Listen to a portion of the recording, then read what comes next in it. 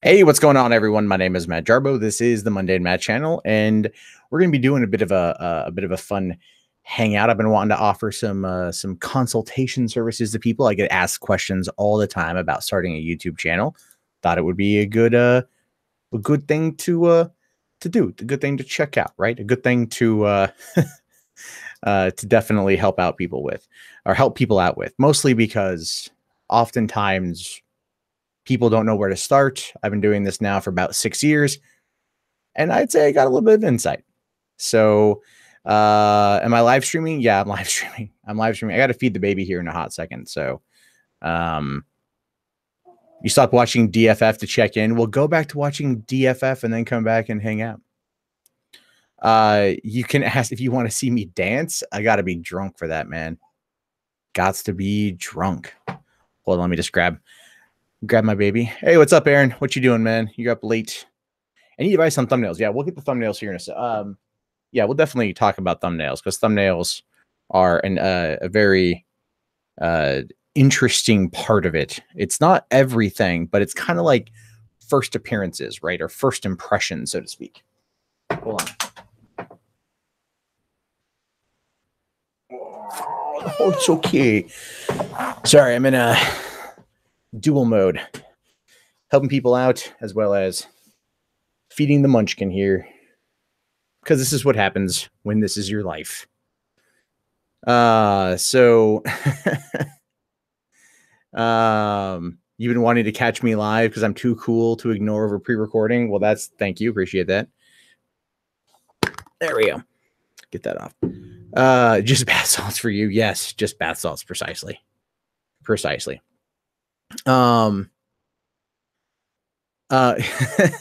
See, we'd both enjoy a bitch fight between Milo and Big Red. Yeah, whatever happened to Big Red?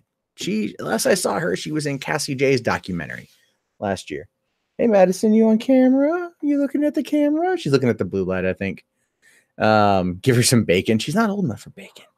But when she's old enough for bacon, she's gonna like bacon. Thanks a lot for the $5, Aaron. I appreciate it. Saying here, I'm on my desktop this time, not mobile. So here you go, because you sexy and love me long time. That's very true. I am sexy and I've known you a long time, and you're one of my good friends. So yeah, you could say I love you a long time, just not in a sexual way. Okay. But I'll be back in California in a few months for VidCon. So maybe then we can talk. So it's I'm not gonna give the baby bacon, not yet at least. She does look like me. Yeah. Are you gonna eat now? Is that seriously? Are you going to deny? Oh, you suck. She was fussing up a storm, right? She's all, feed me, Seymour, feed me. And then as soon as I sit down and get her all ready to go, she's like, no, I'm good. Oh, you're doing it again. Okay. There you go. Don't knock it out of the way. Okay. So when's the baby getting her own YouTube channel? When she gets older. When she gets older. I don't want to like expose, like, as much as I like the platform, I don't necessarily want to expose her to it as much as other people. So yeah, she just probably wants make my child dab. She can't dab just yet. What's going on, Void? How are you? Alex White, $2, saying she is gorgeous and so cute. Thank you very much. She is very cute. She hey, what's up, Reckless Eaton? Man, how are you? How are things at your end? Did you finally get monetized yet? Did you finally get that whole thing situated? Because I actually, there's something I want to talk to you about. An opportunity that I stumbled across that may actually serve you guys in an odd way. But it hit me up on DMs on Twitter, and I'll fill you in when I'm done with this.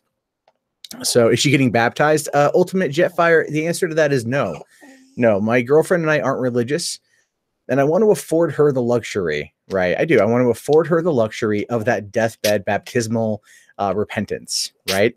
Because when you get baptized, it washes away all of your sins. If you wait till you're on your deathbed and get baptized, oh, you good. See, that's where Christians make the huge mistake. They do it when they're younger. They do it when they're her age, right? Or they're whatever. See, that's how you get around that pesky going to hell problem. So, that's right. I'm saving your soul for the end. So be as debaucherous as you want. Anyway, Hunter, yeah, it's a little bit too late. I wasn't planning on streaming tonight, but she wanted food early. Have ever considered playing airsoft or paintball? I used to play paintball in a league back in the 90s. Paintball, when you wear glasses, is extremely tough to do. It's extremely tough to do. So, because I fog up a lot, and yeah, it doesn't quite work if you get hit by a car. That is true, Aaron. That is very true. That's a good. You know what? I'm willing to take that. I'm willing to take that that particular chance. Hey, what's going on, CryptoZoo? How are you? It'll be purgatory for the kid. You know what? Yeah, but purgatory, they've got like, you know, lukewarm burritos and like the Golden Girls on repeats. It's not so bad.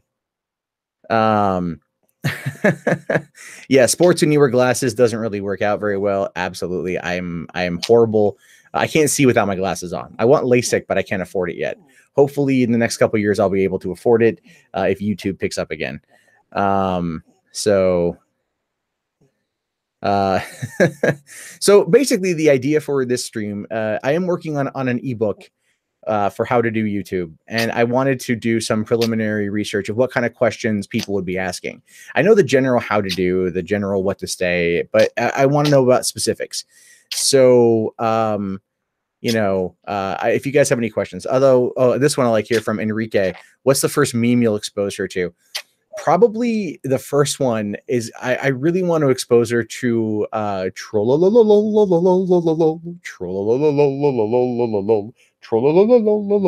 I can sing it to her and she likes the sound of my voice. And so if I'm singing her that song, she'll grow up with that as being like a comforting track, right? Or Uganda Knuckles is pretty good too. Going to a LASIK provider and I get a discount as a sponsorship. Should I message that LASIK provider and tell them that I've worked with Candid and it worked out so well for them in the long run? Should I say that to the LASIK provider? Because that'd be kind of funny, right? It was amazing for them for about 6 months, and then of course their entire platform scuttled when they sold it off. So there's that. So the first meme should be Pepe. She's a little bit too young to understand Pepe. So show her Elliot Roger memes. Jesus, dude. Jesus. So, your dad used to show you the 90s equivalents of memes when you were a kid. Hell yeah. Hi, how you doing? She's looking at me right now. I got to start reading her like Goodnight Moon and all that jazz too. So yeah, there's definitely that.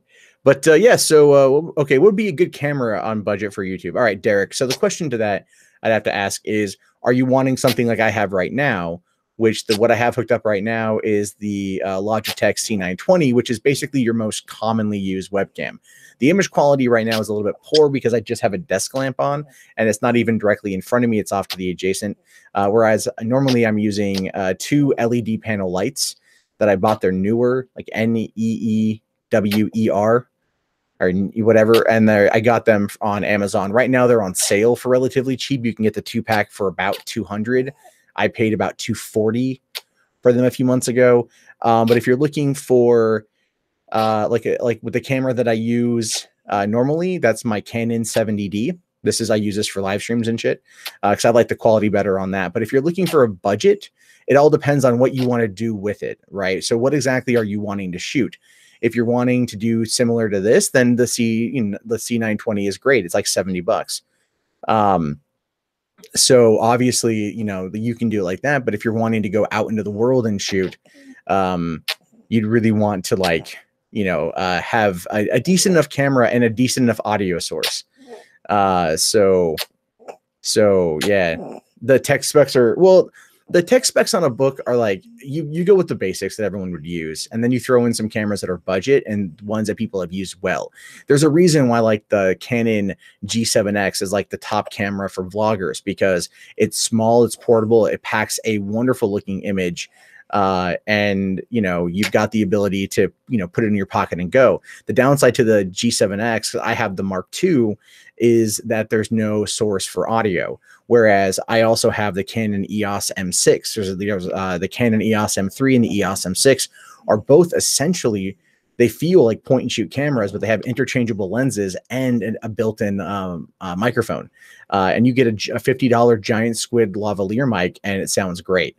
And you're looking at a full 1080p image with decent sound through a clip-on mic, depending on also your current location of where you're at, you know, like indoor, outdoor, that sort of thing.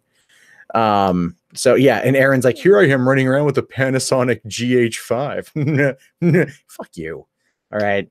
Yeah, that's a nice camera. That's a nice, I was jelly of that camera. I want to get a Canon 7D eventually, because it has a full 1080p pass through, full HD out pass through, clean out, I should say. What I'm doing right now with my Canon 70D, if you notice, I'll run live streams with it. I'm not doing it now, obviously, because I don't have all my lighting set up. But on the Canon 70D, I have Magic Lantern installed, which allows me to then clean out the LCD display. I'm also outputting that through an HDMI grabber into my my computer, and I've jimmy rigged a little bolt on the shutter in order to keep the mirror open for longer than 30 minutes. So it allows me to really produce what is a good looking image that unfortunately is limited to about a 720p image. But because I shrink it and put it in the top corner and I have the access to the lenses, it looks a lot better. Whereas the Canon 70D, or I have them 5D, or even maybe some alternative, will give me the option of a full 1080p clean out. Hi, you're farting in my hand, kid. You're farting in my hand. How much have you had there? You've had 2 ounces. I need a burp.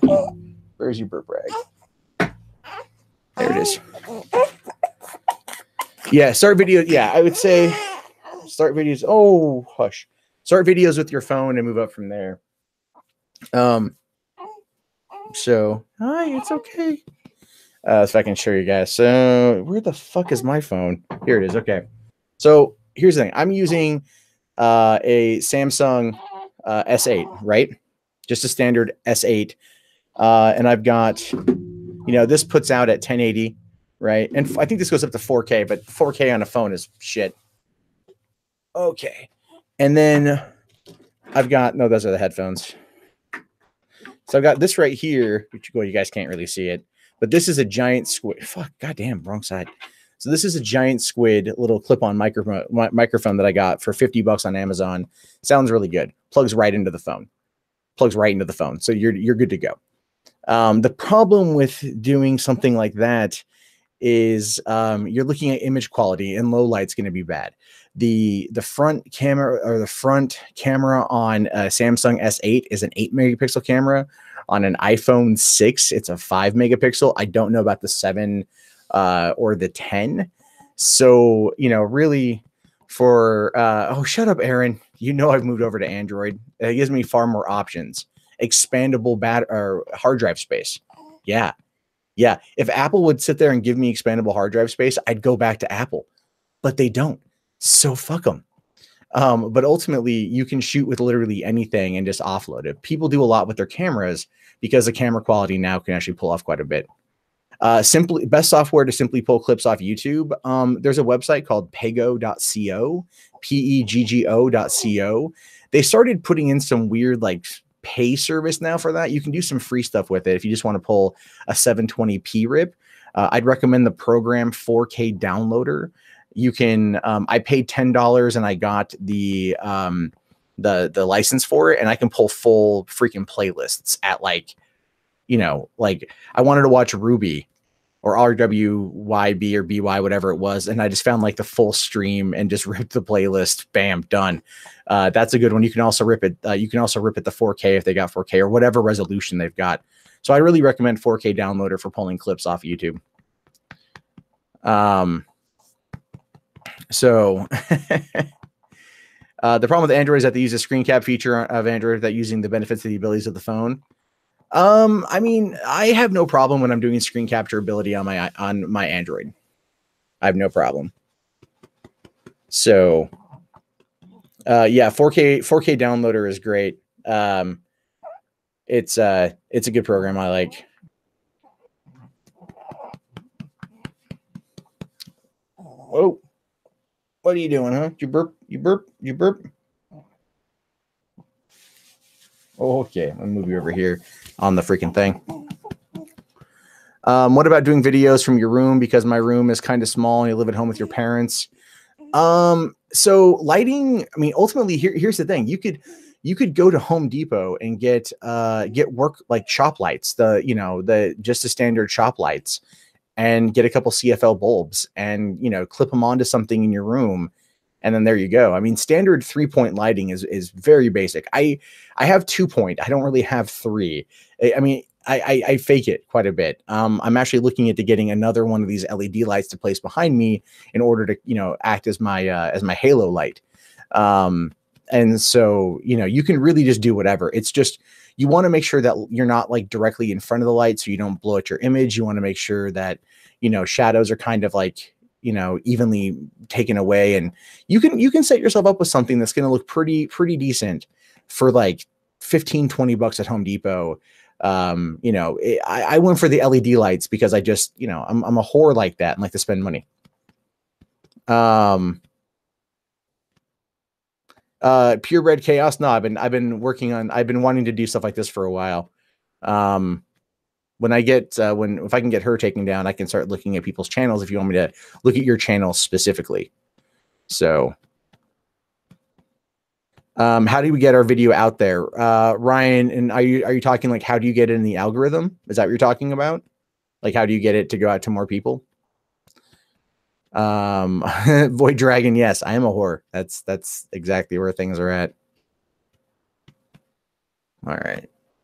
What is she doing, huh? What you doing? Okay. Okay. Feed her some more. What do you do with the throngs of women throwing their panties at you in public? Well, I cut them a check when it's over, and thank them for their service. And then I take the thongs home and I wash them, put them in a bag for the next time I need to make up for my own insecurities, and I pay them to do it. Shit, did I not tie this thing in there correctly? Okay, yeah, she's very cute, baby. Very cute, baby. Okay, so Ryan, with your question as to how to get your video out there's basically, it's a trifecta. Right. It's when it comes to the algorithm, it's a trifecta, and that is your titles, your descriptions, and your tags. Ultimately, you want to spend more time. You want to have a quick and punchy title that conveys kind of like what the video is about, or some concept of that. My big problem, and this is where I find myself having issues all the time, is I will put too much info in the video title. Therefore, people don't need to sit there and they don't need to check on it to find out what's going on. You effectively have to clickbait without clickbaiting, which is true. I did a video where I'm all like, Kim.com sues New Zealand government for billions over arrest. Now, it's an interesting headline, but you don't really need to learn anything more. If you know who Kim.com is, then you know precisely why he was arrested in 2012, and you know who arrested him. It'd be the New Zealand government, and you would know why. So you'd have no reason to click on the video. You'd go, oh, okay, he's currently suing them. But if you didn't know, and I'm like, Kim.com, sues New Zealand government for billions, then it's kind of like, oh, why? Why did it happen? What am I going to learn by going to this video? And it's a very fine line between engaging and clickbait. It really is. It's a real fine line, and some people do it really well. Some people are horrible at it, and some people are like me, where you're always kind of going back and forth. So ultimately, there's that. And but when it comes to the descriptions is what Google indexes in order to put out in the search engine. So your descriptions, if you ever notice, I put like a paragraph or so of information, and it's pretty keyword laden. I drop a lot of keywords in there because that's what Google picks up and everything else. And so if someone goes looking for something and I have enough keywords in the description, as well as the title and the video tags, then it's going to go higher in the algorithm as a result of that. It's not perfect for every video. Some things people just aren't looking for. But if it's a current trending topic, you'd be amazed at how often it works for you. Is there something in my hair? It's called gray. So there's that. Have I ever thought about ripping the audio and putting it as a podcast? I actually did that for a while. I did. Does limited ads affect your views? No, it doesn't. People who say limited ads affect their views are either not playing the game or they're just really looking for another kind of scapegoat.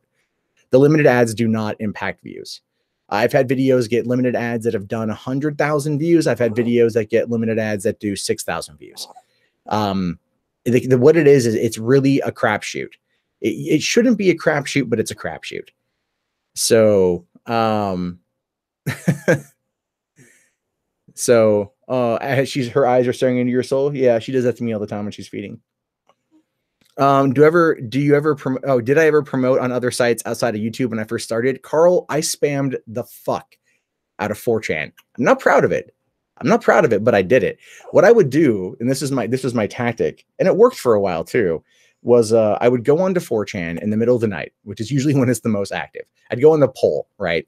And I'd look through poll to see what they're talking about. I'd look to see what news story they're going on about. And then I look to see what kind of research they've done into it. And then I would go, okay, great, this is interesting. So then I'd pull from that research and I'd pull from that topic and I would talk about those issues and I'd put out a video. And then I would link that video in a new thread over on poll. And sometimes it would work, sometimes it wouldn't. A lot of times I was called out for self-promotion, which is blatantly true, but other times people would just roll with it and they'd watch it and the video get a lot of views. When the Trayvon Martin incident happened 6 years ago, that I was heavily doing that a lot back then. So there's a lot going on with that. You know, I would say like posting your videos to Facebook is actually a gigantic problem because if it's a YouTube link that's coming into Facebook, they'll bury it. They'll straight up fucking bury it. What you want to do is upload your content to Facebook and then have it be a native running on their platform, which will then not be blocked or not be downplayed as much. And you have a better shot at going out to the audience. But when it comes to Facebook as well, you don't want to use Facebook pages. Facebook pages, while good in theory, Facebook themselves fuck you. And I don't mean like a proper fucking. I mean bend you over without lube and just give it to you constantly. Because what they want you to do is they want you to pay money. They want you to pay fucking money in order to get your post out to people who like your page. Not even kidding you. Whereas groups, on the other hand, are more interactive. I'm trying to build up the Mundane Mac group. It's difficult. I'm not going to lie. It's a difficult thing because it's getting people active to post in there and talk and share videos and share comments and everything else. But I've met 2 women in the last 6 months, one of whom had made $200,000, $250,000 in 2017, and the other one had made $650,000. So there's that, like just off of Facebook. So there's ways to make money doing it. It's just, it requires a lot more effort. $10 from Greg saying, I'm surprised you're not holding a Centurion. I don't personally understand that, but I appreciate the $10. Thank you. Your Facebook group is 48,000 group or page? Carl, link me to your page. I want to see it, to your group. So Facebook pages are worthless. Yeah. You get a lot more from your personal profile. Don't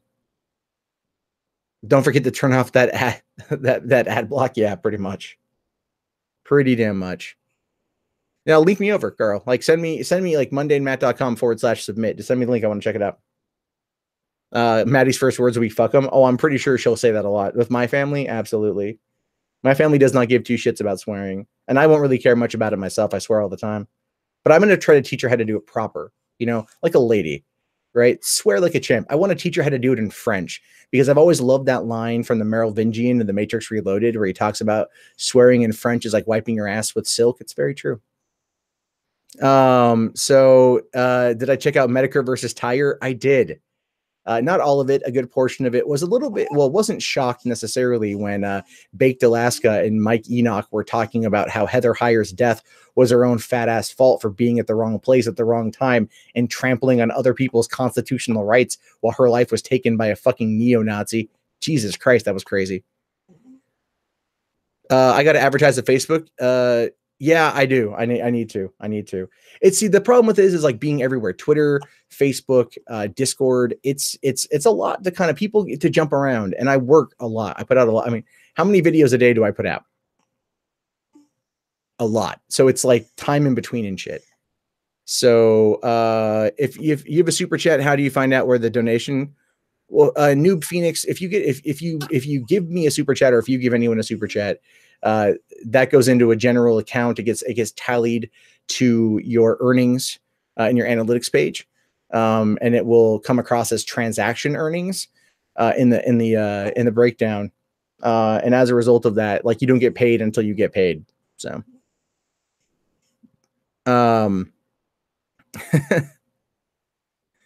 so I don't know if it's still a redneck revolt brandishing ARs. I don't fully believe that. I'm sorry. Oh, apparently. Let me just get her dabbed off here. Yeah. You've taken down 3 whole ounces. All right. What is it? She wetting? Oh, I just changed her. So, you've heard that the amount of comments does not count towards the algorithm. I don't think it counts towards the algorithm, but engagement will work better for people seeing your videos. So thumbs up, thumbs down, comments, whatever acts as engagement. And then that will show YouTube that people are commenting, or they're engaging with it one way or the other. So then it does help spread it around a bit. So it's not just comments, it's a wide variety of things. So cats are less work. Yeah, I got 5 cats though, John Rocks. I have a lot. You have issues. You're laying in bed at 4 a.m. with no pants watching this. Please send help. Listen, if you're just wearing no pants, I'm fine with that. If you got one hand on your phone and the other one is in your naughty place, go to pornhub.com, sir. Pornhub.com. Would I ever do a collab with Vet Ranch? Yeah, probably. That baby can beat me in a video game. I'm sorry. Do I look like Darkside Phil?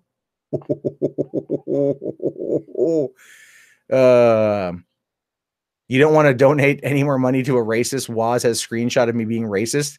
Yeah, that's not true at all. But if you have it, please provide it. MondayMatt.com/submit.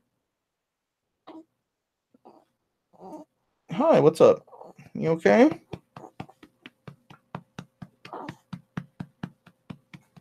You okay? What you doing? All right. Oh, Catfish King. Yeah, that was a good video. I actually I just watched the Down the Rabbit Hole video on him tonight. So, okay, so the talking part of it you have a problem with because you have a learning disability and don't come up with good stuff as other people, and you don't want to come off as boring. Well, here's the thing with that, Derek. What I'd recommend then is, sorry. All right. Shit. I'd recommend, I was taking off my socks. It's fucking warm in here. I would recommend taking an acting class if you can. Watch acting class tutorials or acting tutorials on YouTube. And the reason why I suggest this is simply because it will help you understand. The only way to get better at something is to practice. You know, I can talk at length for multiple hours on probably multiple subjects because I have a lot of practice. You know, I put out a lot of content. I've also been a talker my entire life. So I understand wanting to do YouTube, but you also have to realize that it is an entertainment game. So if you're not being entertaining, then you're going to have trouble finding and capturing an audience. You don't have to show your face. You could, you know, I mean, there are people out there that show their face and don't get any views, like Aaron Matthew Kaiser, because he doesn't listen to what I suggest to him in terms of advice. But I'm saying, like, if you're entertaining, people will talk to you. People will pay attention. It's just really about consistency and being part of it. So I go way too long on normal videos, probably. Again, there's downsides to being a talker. So there's definitely downsides to being a talker, but ultimately though, it's people tell me that a lot of times they treat my stuff like a podcast. So they turn it on in the background and they like the longer content because they don't have to go and constantly fumble with their phone. What did I think of Jim's Channel Awesome series? That was good. That was well researched. You can tell he has a clear respect for those guys. So how he handled it was with as someone who was going to be critical, but who very much liked them back in the day. So there's very much that. What's going on, Zombie Steve? What are my thoughts on Mixer's streaming service? It's okay. It's all right. Like I check it out on the Xbox and everything. But ultimately it's kind of like I still prefer Twitch or YouTube and stuff. Do I go in Kiwi Farms? I try not to. Unless I'm looking for something specific. I don't just troll Kiwi Farms. I try not to consistently put myself in a position to be around constant negativity. And that's part of the problems. So, Chris Reagan, I stream so late. Yeah, this is why I stream late. Okay. This is why I stream so late. And are you back on the West Coast, motherfucker, or what? What you doing? You still in New York? Or you back here? Given how late you stream, I know because I get notifications when you go on. So you can't believe I have a baby after all these years of watching me. I know it's called having sex. I'm surprised as much as you, but it happened. Do I even watch anime? No, I do not. What's the toughest part of being a pro YouTuber? The stress, I would argue. When you do this, okay. I will use Chris Raygun as an example because Chris is here, and at no point am I'm not. I'm just saying there's a difference between the channels that we have. Chris is one of the YouTubers that I will stop what I'm doing when he has a new video and I'll check it out because I love what he does. And so do a lot of people. He's got quick editing, he's got a funny script, and he knows how to bring it. That's the reason why he'll put out a video and it will get a couple 100,000 views. Whereas what I like to do is I am very much addicted to the grind. And I like the constant, day-to-day, go-to-go type stuff. And so Chris will be able to put out a video and get those views, whereas I can put out 3 videos in a day and not even come fucking close. Now, the reason for that, too, is there is a difference in approach. For one, the way he does it and the way I do it are totally different styles, and they appeal to totally different audiences. But also, it's the nature of the audience itself. So the people, the type of content Chris generally makes is, I'd say more social commentary, anti-social justice warrior, anti-feminism. Again, totally fine with that. Not criticizing the type of content he puts out, but that's the market. That's the niche. Never mind the fact that he puts out insightful commentary and the music videos are freaking amazing. And so the dude is a straight up talent. I don't know if Chris knows this, but I very much respect him as not only an entertainer, as a creator, as a person. And he was like the one person I was excited to meet at VidCon last year. So, okay, I'm done sucking his dick. But the point is that like I do more of what you'd call a scattershot effect. I cover a multitude of different stories in a multitude of different genres. So we're going to appeal to different people. And that's ultimately what it kind of boils down to. Like, while him and I might be considered part of the same genre, we're not necessarily the same type of creator. And that is what you're going to find yourself when you do this. And the idea there essentially is that you don't want to try and look at someone like me or like him and try to emulate us and be us precisely, because you're just not going to do it. But that's not to say you can't find similarities or things you are inspired by and want to pull from. So it just requires you to experiment to find your own voice. I don't have the patience to do what Chris does, to be honest with you. I don't have the patience. I get bored. My mind, I have like ADD or whatever. My mind will run 1,000,000 miles a minute, which is why I have to constantly be working. So that's a lot of what it boils down to. What advice would I give to someone who's really good at writing scripts, but has a monotone and low voice? Practice being not monotonistic and not having a low voice. Practice inflection. Find a person whose voice, whose style of speaking you like, and mimic it and emulate it. We pull from people who we know. You'd be amazed at how much of your vocal patterns and speech patterns aren't your own, but you're actually mimicking people that you've been close to. And we do that quite a bit. So I would say find someone who speaks in the way that you like, and then go from there and pull from that. So you're changing from shitlord content to more having streams based on opposing views. How to get other side to come to entertain coming on, ask them. That's what it boils down to, is just asking them. If you ask them and they say no, then you have your answer. But if you ask them and they say yes, there's your content.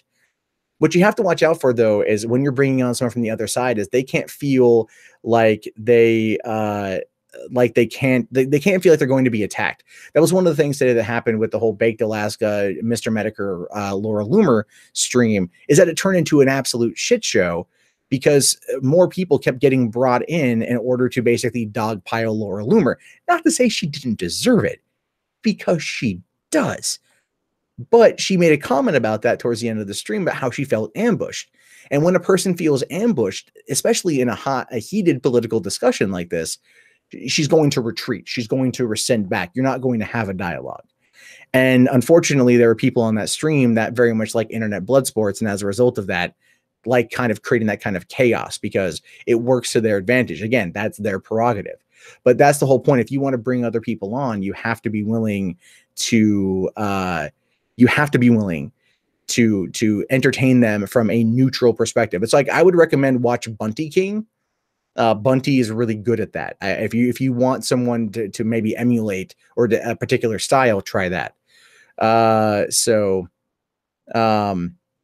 It was just, do I think consistency and consistent change is a requirement for success? I think always, trying new things is never going to hurt you. You will have a core fan base eventually that like it a certain way, right? And if I change some stuff, people give me shit over it. But there is what you call a burn rate.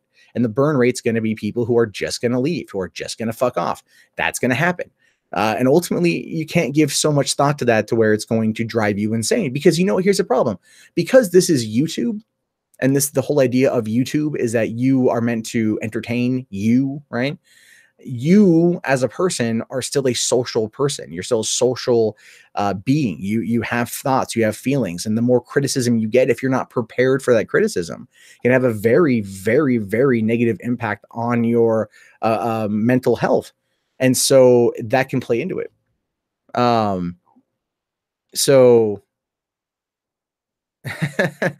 Gamergate to see parody of Blame Canada. That'd be pretty cool. Hey, what's up? What you doing? You chilling? You got your milk on? You got your milk going on? That was going? You just chilling? She's like, go back to playing with her hair like this. Huh? You just hanging out? Daddy boring you? Is that what's going on? Am I boring you? Deal with it. So, let's see. How hard is it to go back and forth from gameplay to showing your face on YouTube? Well, I rarely ever used gameplay. When I decided to start showing my face, I stuck to showing my face. I don't show my face if I don't have a camera available, but generally because of how many cameras I have and I have a pretty good laptop, I will show my face. Even though I have probably one of the ugliest faces out there, it's still just, that's what I'm doing. So, more or less the idea there is that you can show gameplay, and that's fine. It's something to have in the background. I originally just used a still image. So there's that. Let's see. Chris here says, I always stress about making shit because it takes so long and people expect the time it uploads to be visible on screen, end up rewriting and over editing just to justify the production time. I understand that, Chris. And as your friend and as a fellow creator, I would tell you, stop it. I would tell you just shit out content. I'm not even kidding you. To get over this, you just need to seriously just shit out content. Just go like, do more glasses off, man. I prefer your glasses off overall to I prefer your regular videos because that's you being you talking about an issue. But I like your edited stuff, and everything else. But when you just do the glasses off segment, I find that's you being, well, you. And I know you. So I just, as a friend, I like to see that. So, but seriously, just shit out content, dude. Come on, man. Come on. I can drop like fucking 8 videos in a day, 7 days a week. Get on my level. If you want to change your profile picture, Pure Red Chaos, you have to go into YouTube settings, and it'll give you the opportunity to change it there. So, like I will say, the thing is, you also want to be always looking at type of people's production values, how they do things. Like, let's say, for example, I don't know how many people here know Coach Red Pill. I'm not a huge Coach Red Pill fan for the type of content that he makes, but I'm not going to lie. I love watching the dude's videos. I like the multiple camera angles. Like, I have honestly been tempted to rip that shit off myself. Not in this room, but like in my bedroom where I got a space by a fireplace where I could set like 4 or 5 cameras on tripods and then tell a story and then just intercut between the different perspectives and shit. I don't do Twitch anymore, Zombie Steve, because like when the fuck do I have time to do do it. I mean, I just don't have time. I wish I did. But if I want to play video games, I want to like relax and play video games. So, oh, hey, what's up, Coach Rushbell? Yeah, no, seriously, dude. I seriously respect your setup. I'm not kidding you. I don't agree with everything you say a lot, but I truly, truly, truly dig your content from how it looks. And if I end up watching a video, I actually end up watching the whole goddamn thing because I like the content. So I'm just, that's my thing. I like what you have to say there. I like how you do it. And I've literally been like, I'm not even kidding you. I've been like going to my bedroom, like looking at the corner where the fireplace is. And I'm like, okay, I can put a tripod here. I got like 2 Joby pods. I got like a Canon 70D. I got a couple other Canons. I can just set it all up and fucking do it. So, but I know I enjoy the format and stick with it, sir. So yeah. So there's definitely that. So you found me because of Ghostbusters 2016. Why does Jim have a hate boner for me? Jim actually doesn't have a hate boner for me, not as much as you might think. He likes to give me shit, but ultimately he knows I can take a joke, and because I can take a joke and I don't like freak out and scream and run across the internet, he generally tends to leave me alone. And we've had a couple conversations, and I like him. He's again one of my favorite creators because of the wit that he brings to the table. It's something that many people look to as being this voice that they can resonate with, and they like that. Will I take my dollar to a military parade to fire her first M20 Bravo? Yeah, why not? Let's see. You're trying to get a car guru set up for multi-camera streaming. At least when we get the car build streaming underway, but hard work when having to do their own camera work. Yeah, if you're gonna do like multi-camera streaming from a car, shit, dude. Fucking good luck with that. I mean, ultimately, if I were to do that from a car, I would look up, and you have the money. Let's say you have the money for just example. I would go look at Ice Poseidon. This dude streams using a Sony RX100 hooked up to a laptop in his backpack that's hooked up to like basically a portable like mobile cell phone satellite thing. It's like it's like a $4,000 mobile cell phone pack that does to like Verizon and T-Mobile and AT&T or whatever. It costs couple $100 a month to like run just for the data package, right? But this dude streams constantly everywhere he goes. What you do is you get a similar package to that. You get these Logitech C920s or some decent webcams or whatever. You run them into a laptop that's like, I'd say a gaming laptop, like drop like $1,500 on it or something, run it into OBS, build it in there, and then have it broadcast out to the web, and you're using multiple cameras. You just have to have someone controlling it from the computer, be a technical director. Actually, a Streamlabs deck, a Stream Deck, not Streamlabs deck, but a Stream Deck. I think it's an Elgato Stream Deck would allow you to program it and then essentially run through. And I've thought about doing that too, getting that. I've got like 4 different webcams. I could all run them into my computer, do an OBS thing, and have a whole conversation. So if I ever want to do like portable on the go stuff, I can do it. I've got enough set up to where I can do a full thing. But that would be my recommendation. It's just, again, it's a lot of money to get into it. Vice City or San Andreas? Oh, come on, man. Come on, San Andreas. I love Vice City, but the soundtrack, I know, sorry. I mean the vice versa. I love San Andreas, but the soundtrack for Vice City is great. So what do we got? V in here? Is V? Do I sleep? No. No, I don't. I wish. I love this little girl, but man, I'm up late with her. Is Logitech C922X any good? Again, it's a little bit better than the C920. You're not really paying for any extra content or any extra quality there. There's a Logitech Brio, which is a 4K camera, which is around $160 to $200. Don't get it because the proprietary software on it is goddamn garbage and it barely works with Windows 10. There's also the new Razer Kio, which is a camera that has a ring light built in, which I bought one and it sucks. So don't get that. So yeah, would I come to a small stream and talk about it? Yeah, it's again, it's fight or not. The problem for me is timing. It really boils down to just timing. That's why I'm up at these time of nights, because this is when I have the opportunity. So give Chris a wrench and something as Mr. Hideability comes out. Hey V, I gave you a wrench too, so fuck off. So yeah, you got a wrench too. Yeah. Oh my God. Yeah. So the idea here, when it comes to doing this as a job, as a career, it's obtainable. Even though YouTube makes it feel like it's not obtainable, even though so many content creators, every time there's a fucking change, right? They change the font on something, and you will see hundreds of videos come out all declaring YouTube is dead, YouTube is over. And I'm sitting there going like, nah, I'm gonna come back tomorrow. Shit changes, I'll roll with it, I fix it, I make my money, I go home. Well, I stay here in my house, but yeah, you know, I mean, the thing is, it's always adapting, it's always evolving, which means you yourself have to be adapting and have to be evolving.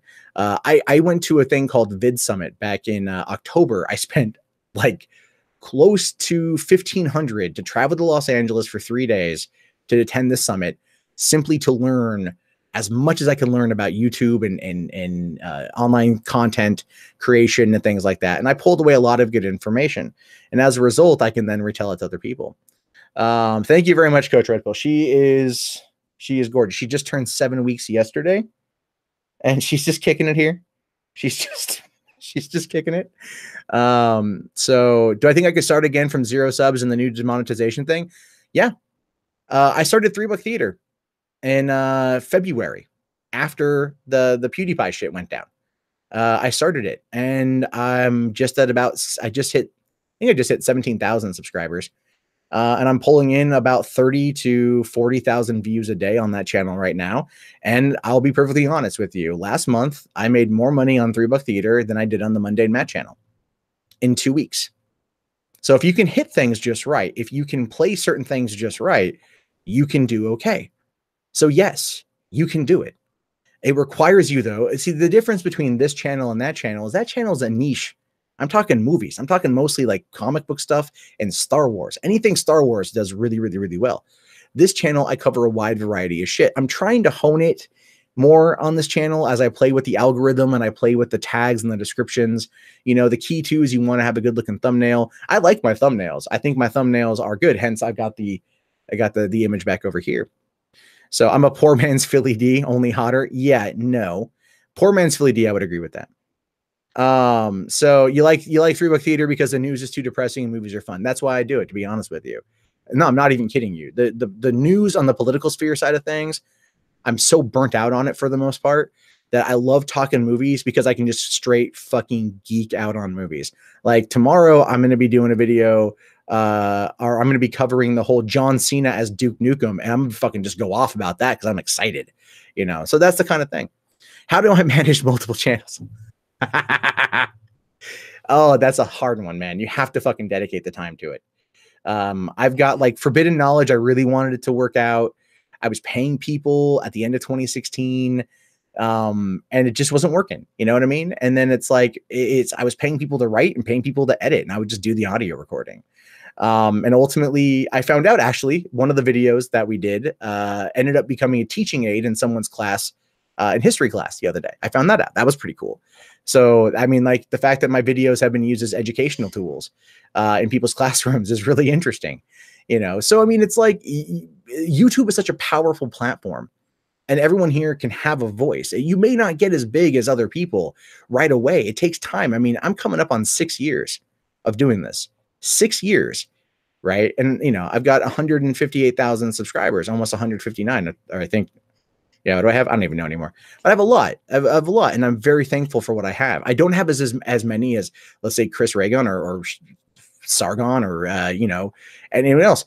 But I'm trying not to sit there and compare myself to them, because that will literally just drive you insane. So you wish you could bring back something like Forbidden Knowledge. You, Mr. Shadow, I am, and it's because I'm looking into an alternative platform. I'm waiting to get approved for that platform, and the type of content I want to make over there will be more like Forbidden Knowledge-esque. But that will be, again, whenever I can do it as I grow. Hey, what's up? What you thinking? Huh? What you doing? Oh, what you doing? You just chilling? You just chilling? Look at her face. She's just like total freaking punch drunk. Look at this. She's so cute. She's so cute. I love this little girl. She's amazing. So yeah, some people think, oh, I'll start making subs and our videos and I'll get huge sub quick. Here's the thing with that. You can, you have to hit the right thing. So all right, thanks a lot for coming in, Coach. Have yourself a good one, man. I'll see you later. Yeah, Chris took off like a rocket. Sargon took off like a fucking rocket. Shoe on head. Christ, dude. Look at shoe on head. 2014 Gamergate started. She was featured in a Thunderfoot video. She was on some streams with me, and I mean, she just crossed 900,000 subs today. Seriously. And she barely puts out any videos from what I can tell. So, oh, hi. How are you? Yeah, she's just looking at me. You okay? Keep playing with your ear. Is your ear okay? I gotta take you to a doctor appointment here next week. Yeah, Super Mech Guide DTube. Yeah, I have to wait for. I'm waiting for that. I'm waiting for that to happen. So,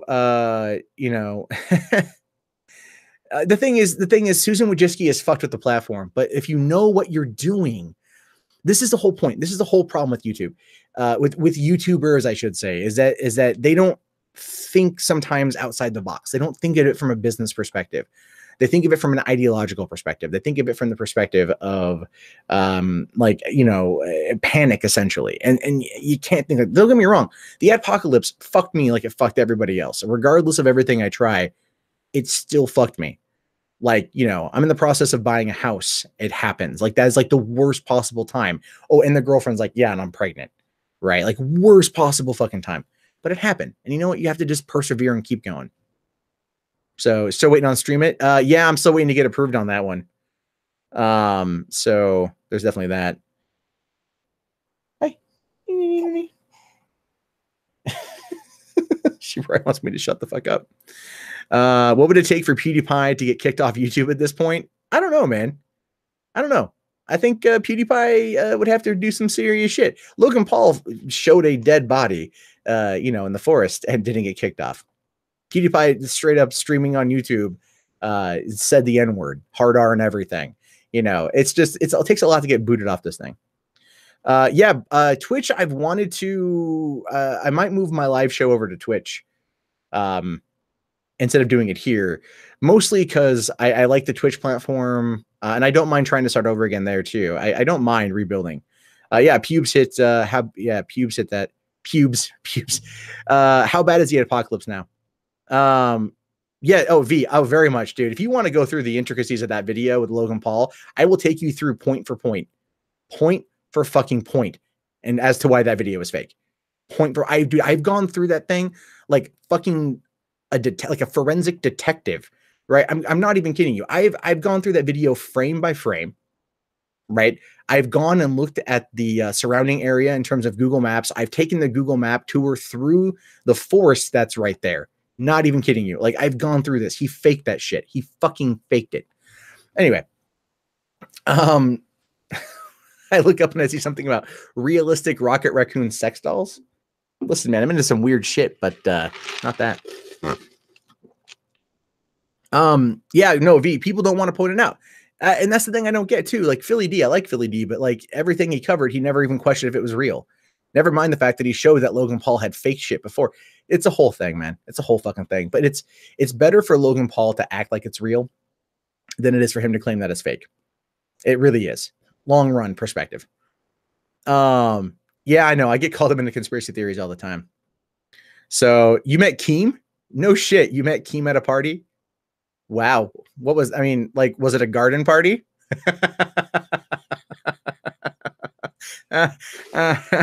It's not that funny of a joke, but I make me laugh. So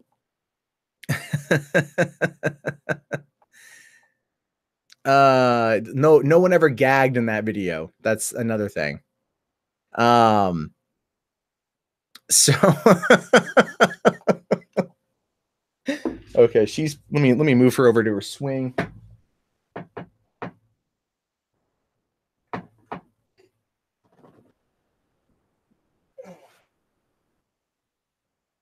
All right.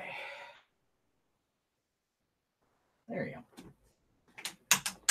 go. Okay.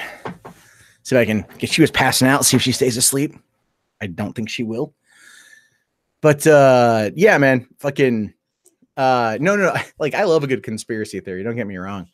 One of my long-term goals was to travel to Area 51 and like hike to the top of Tikaboo Peak, and for sunrise and watch the sun come over the valley and be able to see Groom Lake facility. And then the Air Force bought that area, so I can't go up there now. So how many views a month do you need to live off of post-apocalypse? I would say, I mean, I get about 1.8 million to 2+ million views a month. I get about 65 to 70,000 views a day. And I, right now, because it's January too, and January is a lower payout, I think I'm pulling anywhere between like 60 to 80 bucks a day on the main channel, but on $3 Theater, it's pulling in around like maybe 30 a day. So it kind of evens out to about 100 a day right now. Whereas last month, because it was the end of the year and it's the high ad spending season, it was a lot more money. So let's see. I can order custom My Little Pony blow up dolls. I don't have a use for that right now, but I know people who might, so I'll let them know. January is the fucking worst. However, last January I did really well. Last January did really well. I was surprised how well it did. It was like nearly like December levels last January, and then February hit. So January is like the me month. Yeah, take the month off, man. Take the month off. How do YouTube make good thumbnails? Tara, that's not necessarily accurate. Look for example at Sargon's thumbnails. Sargon doesn't put any effort in his thumbnails, right? Doesn't put any effort in his thumbnails. A couple 100,000 views. Chris puts effort in his thumbnails, a couple 100,000 views, but Sargon doesn't, right? Ultimately, thumbnails are kind of a hit and miss situation. Like the Young Turks, for example, they don't put any work really in their thumbnails, and they pull in a lot of views. Now, granted, they got 3.5 million subscribers, and I mean, comparatively speaking, percentage-wise, they don't. But still, I mean, it just really, really, really depends. So why is this so late? Because I had to take care of the kid. So, and Sargon has a very loyal audience. That's true. But I'm saying even a long time ago, his thumbnails, he's never put any effort into his thumbnails. You know, cat butt thumbnails are the best. If I want to do cat butt thumbnails, I'll just do like a freaking balloon knot. You want the internet historian to do a video on the Laughing Witch saga? I don't even know if I'd say the Laughing Witch saga is necessarily worth it, but it's interesting. Sargon got free exposure from Anita. Yeah, I still have thoughts about that one. She may have been looking at him. She was thinking of me. Anyway, I did hear about the Magic the Gathering pedogate getting talked about on a news channel. I did, yeah. And good for Jeremy. Good for Jeremy to push that thing through. Sargon video is like a form of comfort food. No, it's good stuff. We were talking the other day, and he's telling me he dislikes the long form, like the long form content. There you go. So, is Laughing Witch even alive anymore? I don't know, man. I don't know. If she is alive, I have no fucking idea. I don't care. I see, again, this is the thing. It's like when you don't engage in a lot of YouTuber drama, like you just kind of know about it, like ancillarily, you don't get the updates on shit. People have to tell me stuff. I'll have to be like, hey, what happened with this thing? Okay, cool. Have I got a crush on Anita? I don't have a crush on Anita. So you need a Matt Jarbo waifu pillow. Anything can happen. As I said earlier, I am a whore. Okay. Do you think there's a market for educational videos? I mean, it seems to me that people just want confirmation. All right, Alex, here's what you have to understand about YouTube. So 1.5 billion people a month use this platform. 1.5 billion people. Not everyone comes here for social commentary. Not everyone comes here for educational content. If you want to jump in on that, what you have to do is look at the videos. So you have to, okay, whatever you want to do, whatever you want to talk about that's educational, go to Google first, type it in, just the general stuff, type it in, and then go and look to see what are the top videos that pop up, like the top 3 or 4 videos. then go and look at those videos and get like the vidIQ Chrome extension or the TubeBuddy Chrome extension. I'd recommend vidIQ over TubeBuddy. I just happen to like it better. Look to see what their tags are. Look to see what their view count is, what their engagement rate is, and start studying the analytics. And then when you look to see what they've done, how they formatted their video, you can sit there and create something that's similar, and then also play off of their tags, play off of what they write in their description, because keep in mind, there's that trifecta: title, descriptions, and tags that ultimately get you put into the algorithm. Unless you've already got a loyal enough fan base, and that ends up, working for you in that regard. For me, about 55% of my content right now is mobile. In terms of subscriber versus unsubscriber, in terms of views, it's about 45 unsubscribed, 55 subscribed. So there's a lot of play with it. So ultimately, you want to emulate people that have what you want without outright copying them. But that is a way to kind of get in the algorithm. And people might look at it as being shady or shitty. It's really not. It's what it's designed for. The way that YouTube designed the algorithm is this particular way. They want you to do this. Will I bring back 1-star reviews? I need to. Yeah, I like doing the 1-star reviews at strip clubs. Those are always fun. So Vandalia here says he watched social commentary videos, history videos, science vids, let's plays, and a bridge series. So you're all over the place. You are, and that's fine. Most people have a handful of topics they discuss. So it's a lot of that. It's a lot of just people have varied interests. Now, if you want to tap into one of those markets, you have to just tap into one of those markets. All right, I'm like really dry. It's really dry.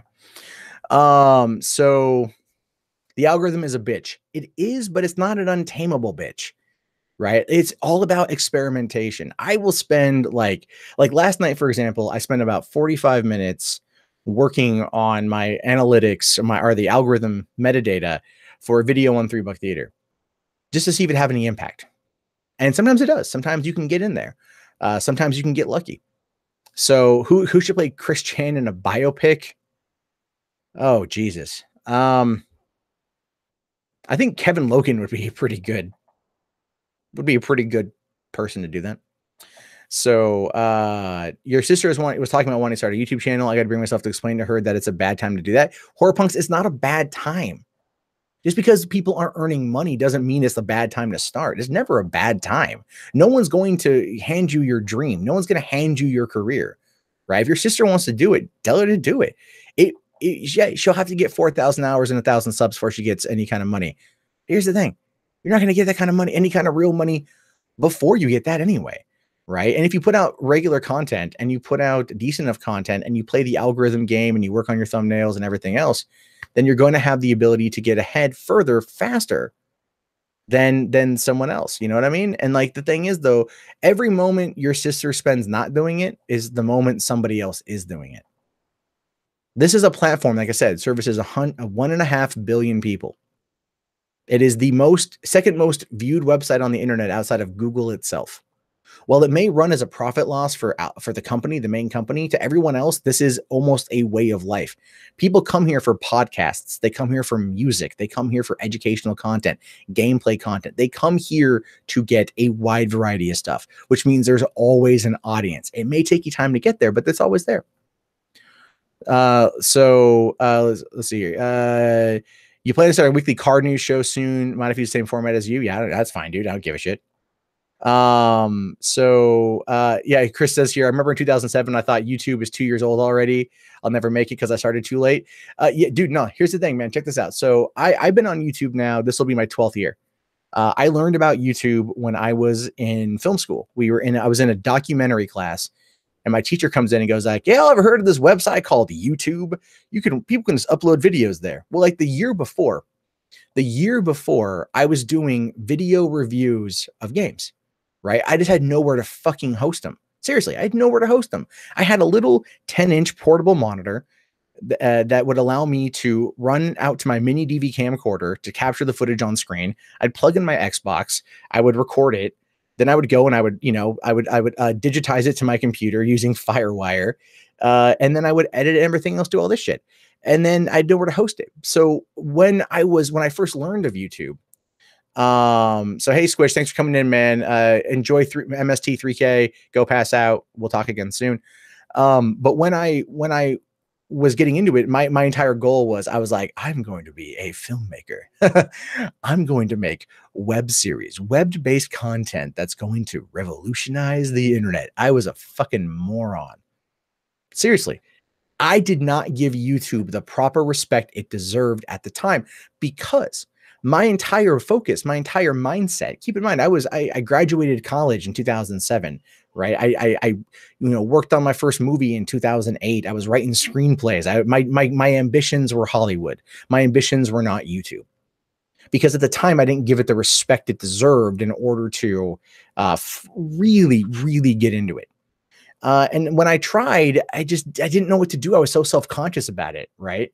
And you can go back, youtube.com/disciple87, DECP or DEC IPLE87, and watch some of my older content. And it's bad. Right. Because I didn't think of it from any kind of perspective. So that's when Chris is all like, oh, it's 2007. It's 2 years old. It doesn't matter if it's 2007 or 2017. There are people here that are always looking for content. More people are watching YouTube than they're watching television, right? They watch it on their way to work. They watch it on their breaks. They watch it while they're taking a shit. They watch it probably right after they're done taking a shit. People watch while they're gaming, while they're doing homework, while they're doing other things. People have sent me pictures of them putting like their little phone out like this, watching my videos while they're doing homework or while they're doing chores around the house. People do that. And it's not just me. It's literally everybody, that they watch. They find places to watch, where YouTube content is more accessible at any point in time than literally anything else. Even like iTunes and podcasts are not as accessible as YouTube on a multitude of devices. Now, what does that tell you? People want the content. It's fucking there for the taking. You literally just have to do it. Right now, you're going to stumble, you're going to fall, you're going to make mistakes. I do it all the time, but that's part of the game. So okay, let's see here. You said, do I think you should start a disability blog to warn people about the dangers of how abused disabled people can be nowadays? If you want to, that's a subject matter that you could find that you could find an audience for. I will be honest, it might be a bit difficult to kind of attract that niche audience in the originally, but it's not to say that you can't do it. But you won't know until you try, right? Well, my daughter. So you've got some things. Hold on, you got things you're gonna be interested, but you're not ready for prime time. Can you buy me a burrito? Well, look, we're gonna have to. I'm doing a meetup in Seattle sometime soon. Is that a baby? Yes, that's a baby. That's my baby. So one of my older videos on feminism had a picture of your teacher. Simply because, yeah, I just went to Google and found images and shit. What do you recommend for a small channel? Get their feet off the ground. Just keep making videos, man. I would say go and watch people like Daryl Eves, DERRALEVES. Who talks a lot about how to do YouTube. He does this professionally. He's a guy who runs Vid Summit, the event I went to back in October. Find people who talk about, how to do better thumbnails, how to get into the algorithm, where the algorithm is, because they're constantly breaking it and changing it. So there are people out there that can give you some good ideas and some good advice. There are also people out there that'll give you bad advice, right? The key ultimately is just to keep doing it. And when you stumble and fall, and you will, it's just don't freak out. What channels do I recommend? I would recommend, there's Daryl Eves. I like video creators. Those guys are good. Think Media TV, but it's like one of the same dudes. That's Sean from Video Creators. There's, who else do I watch? Again, it's more or less kind of like who's making the content. You just look around, you'll find stuff. I thought about doing a video on it, but that's why I'm writing a book. That's why I'm spending the time learning. I'm trying to get YouTube certified. They keep denying me like at every step. I'm like in contact with their corporate, trying to get a corporate to get me in. Am I a pro wrestling fan? I'm not Richard Slammer. I'm sorry.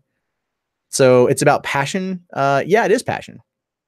I would say, yeah, it's a passion. This is a huge passion thing. People love doing it. They love the passion behind, being a content creator. So if you ever go to Afghanistan, you'll paint my logo. That's cool, man. I appreciate that. Yeah, no, DKJ's back. I get that. I understand that. I should point out that I'm a business first perspective. So that's how I always view things. That's where I always come at things from that perspective, which is one of the reasons why that I'll have like a different mindset or a different approach to certain topics over other people, which gets me in trouble because people are just like, he's just a shill who likes money. And I'm all like, yeah, because like my fleshlight's not going to pay for itself, clearly. So you see, Think Media fills a sub box every day, and he's still growing, even though his shit vids get views. I prefer the video creators over Think Media, but yeah, he plays the games very, very well. He plays it, and he also has been going and speaking at events too. So what's my favorite video game console personally? PS4. Like, I like the PS4 quite a bit. Was Two Girls, One Cup the first mainstream shock video? Not the first mainstream shock video. You want to talk shock videos that went mainstream, dude? The fucking Rodney King beating. That was a shock video for the early 90s. Oh my God, look what they're doing to that man. Yeah, he's not staying the fuck down. Anyway,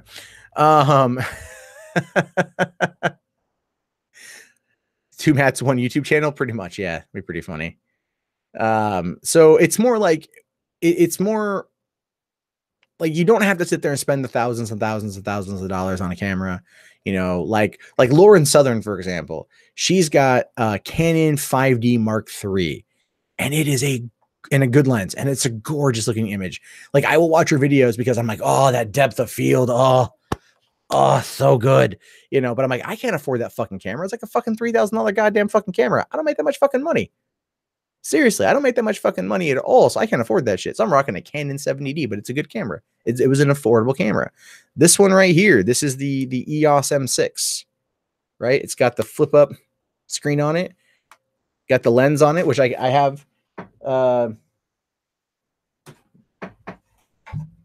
This adapter that goes on to the EOS M6 that allows me to bring in Canon lenses and use it on this, so you can really play with it. And again, you know, like, this was $35 on Amazon, and it's like $200 through Canon, but I got the knockout version. So you can find different ways, and this thing even has got like it's got the mic input, so I can take it with me wherever I go.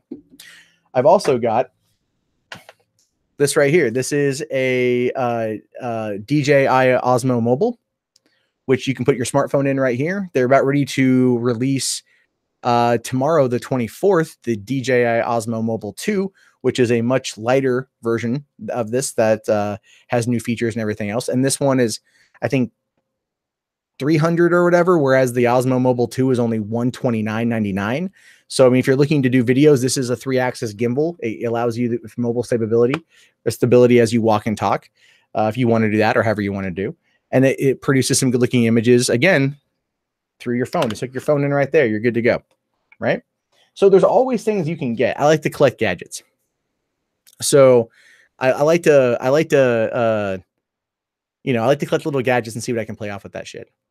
So what is this here? Can anyone recommend? Oh shit. Okay, hold on. I fucked up. Where's that? Can anyone recommend a good way to learn the basics of video making, like how to make them?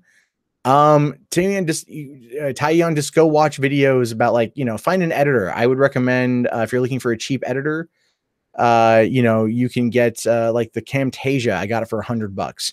That's a good editing system, and it really works well with you. So, but again, it's easy to use. It's super simple to use. What's going on, Sim Golden Man? How are you, man? So iMovie is another one too. If you have Mac, you can also get it on your smartphone.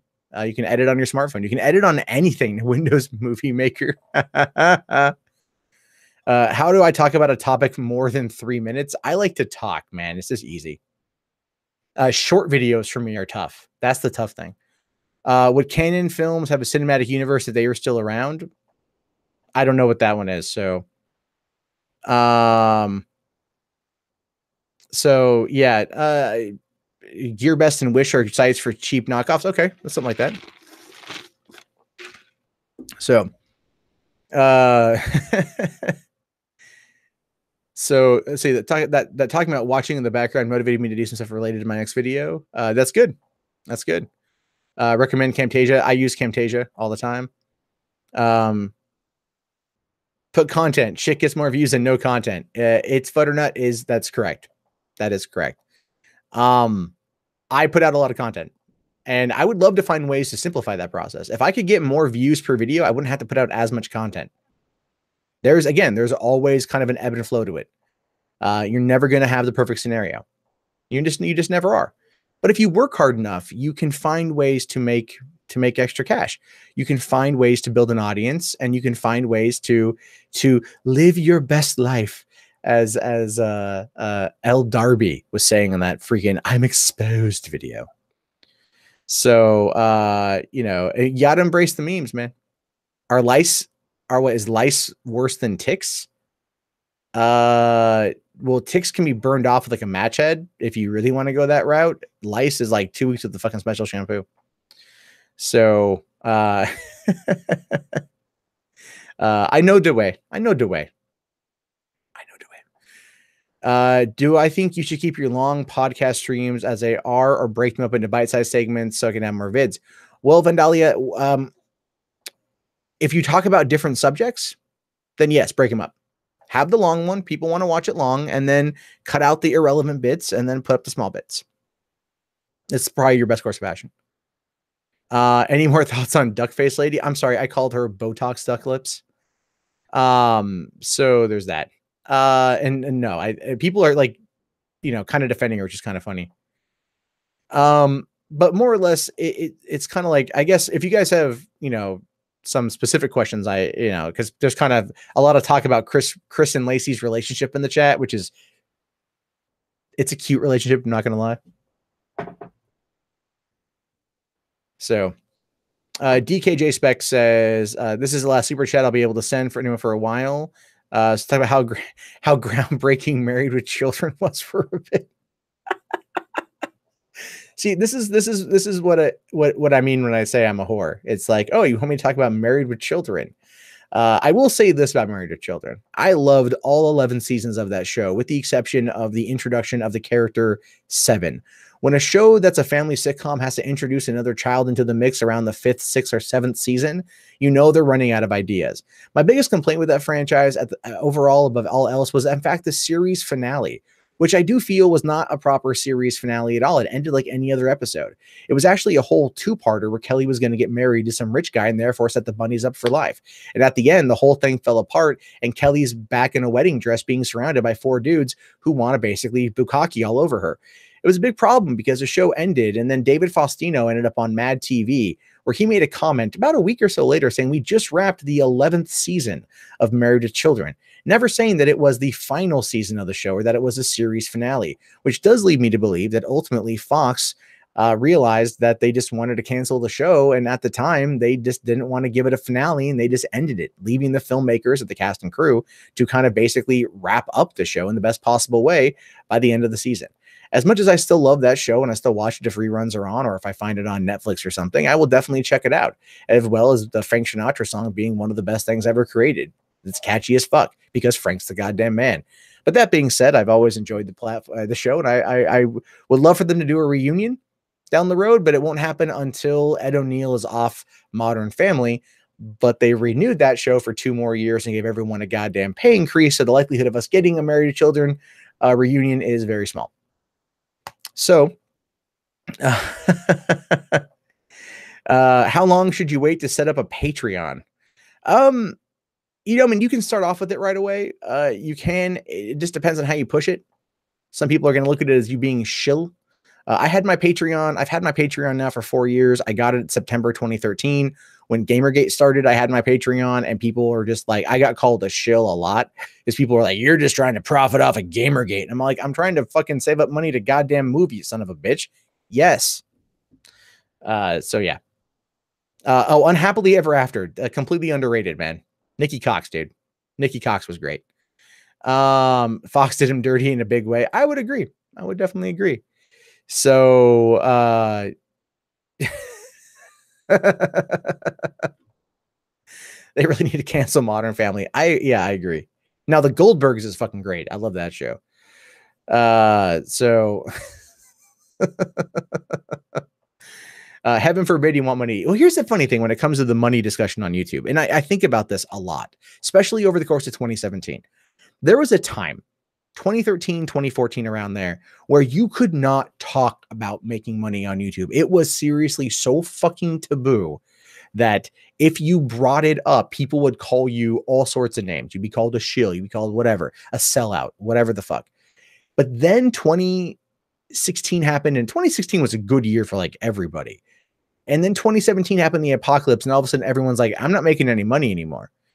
And then when it was everybody having that collective experience of getting kicked in the dick by YouTube, then they themselves thought, oh, wait, I can now have this conversation.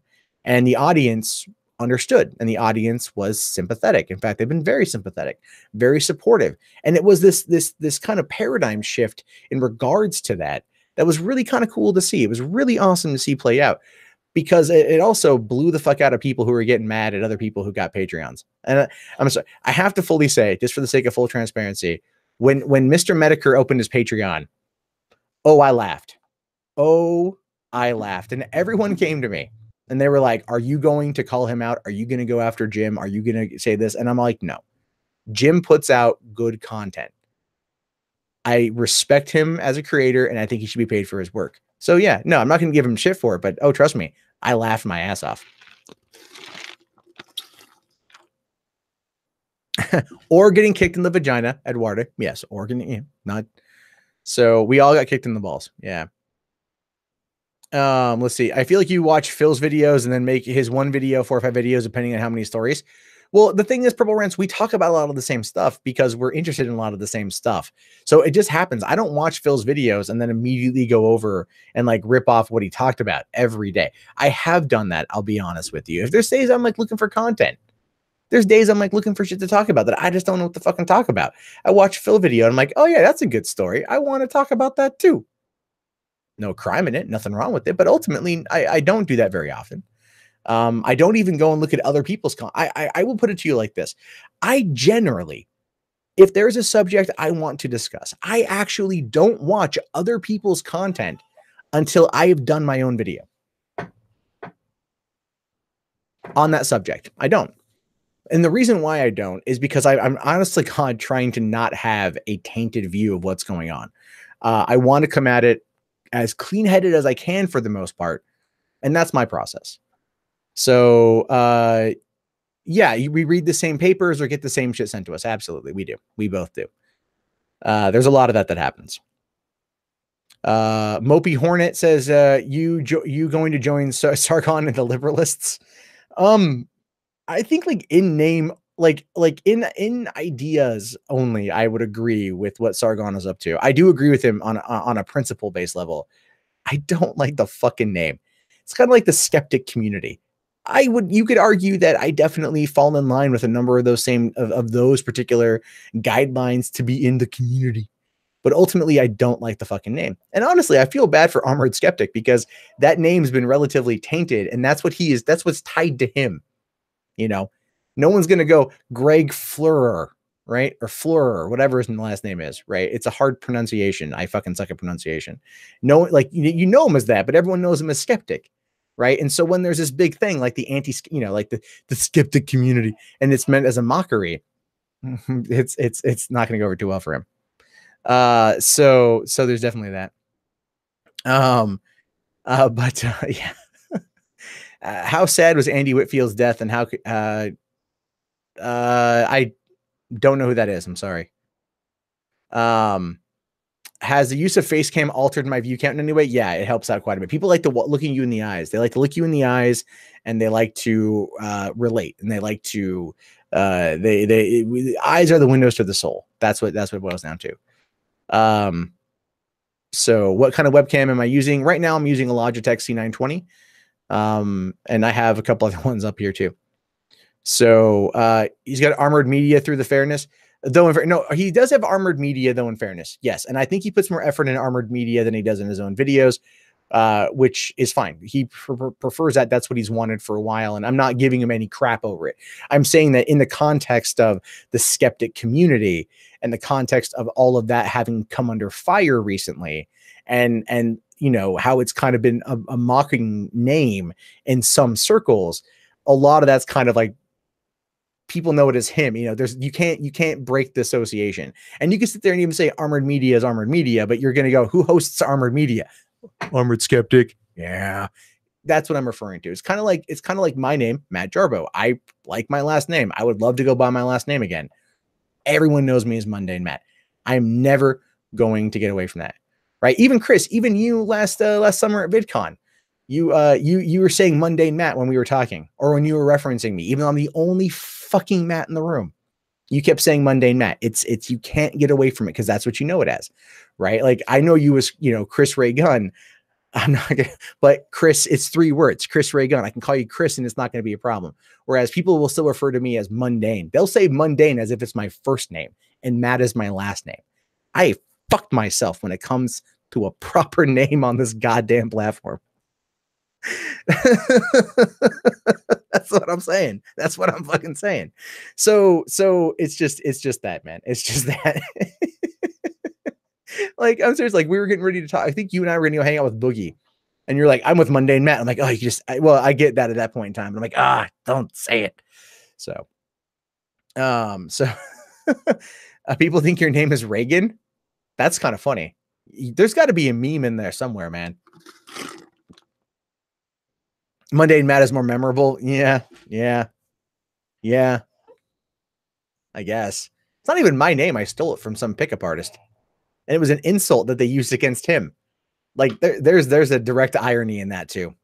It's okay, Madison. I'll probably have to throw her in the car here pretty soon and take her for a drive. So, yeah. OBS is a good thing. I like the Google Hangout for this kind of shit. I don't have to worry about OBS. So, Ronald Reagan.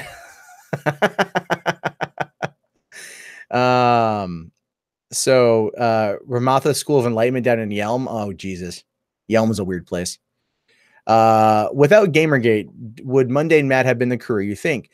Graham, a lot of people actually like to try to hold it over my head. You know, there's like one guy on Twitter. He was big. I don't know if I'd say big in Gamergate, but he's been around for a while. And, you know, he's going around saying like, I wish Zoe Quinn would have DMCA'd somebody else.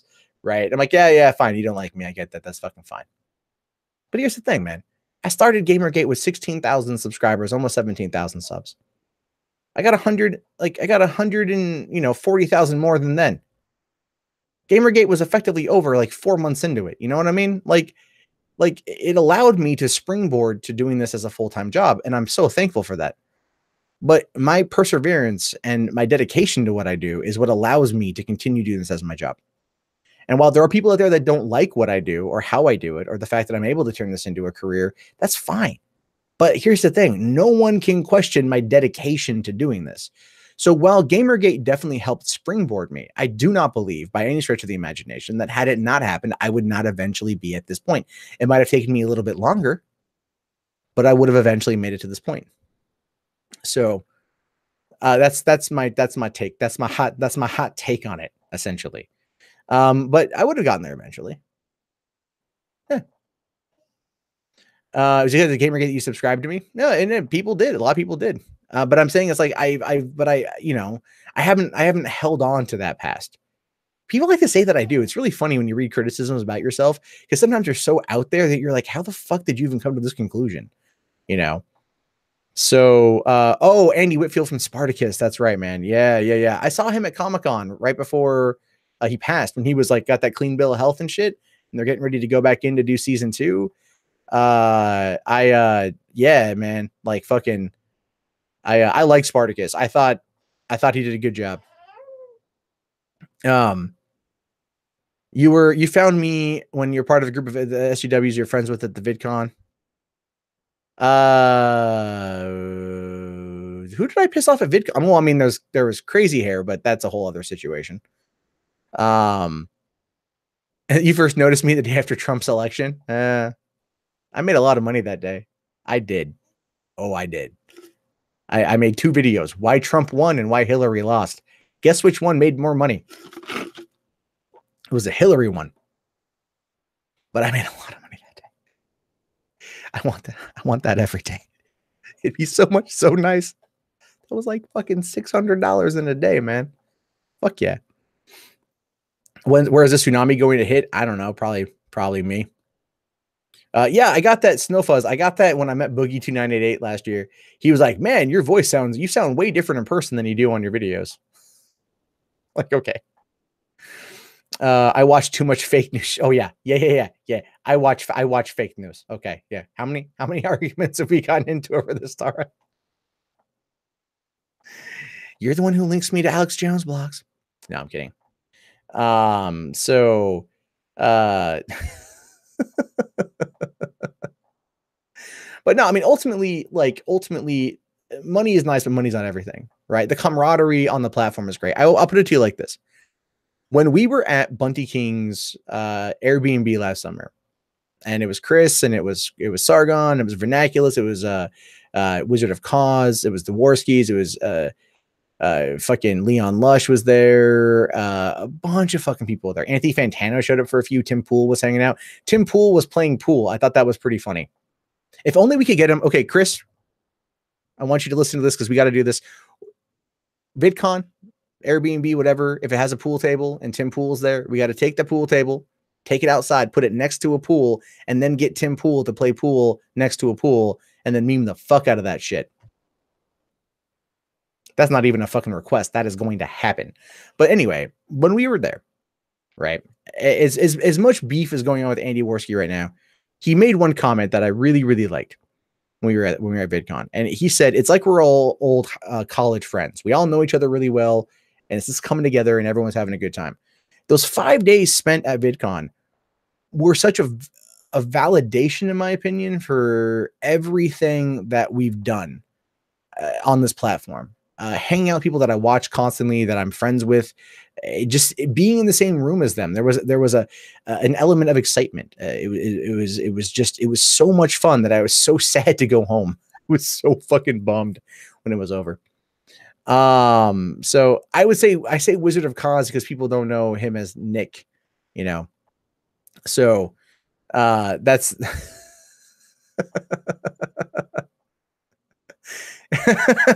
you'll pay for that out of pocket. We're gonna fucking do it, dude. It's gonna fucking happen. It's gonna fucking happen. Anita's freak out validated legit everything. It did a lot. Anita's freak out did a good deal. I'm not gonna lie. That was unexpected. It was a whole week of unexpected things. It was so unexpected that it will never happen again. I guarantee you, man. I guarantee you. What's gonna happen is if Anita goes back to VidCon, and I don't even know how many of us are going to buy VidCon tickets, to be honest with you. You know, but if she goes and does a thing there, you know, for a damn fact, there's going to be so much security that's going to be surrounding her. She's going to be in a tower again. I guarantee it. I guarantee it. So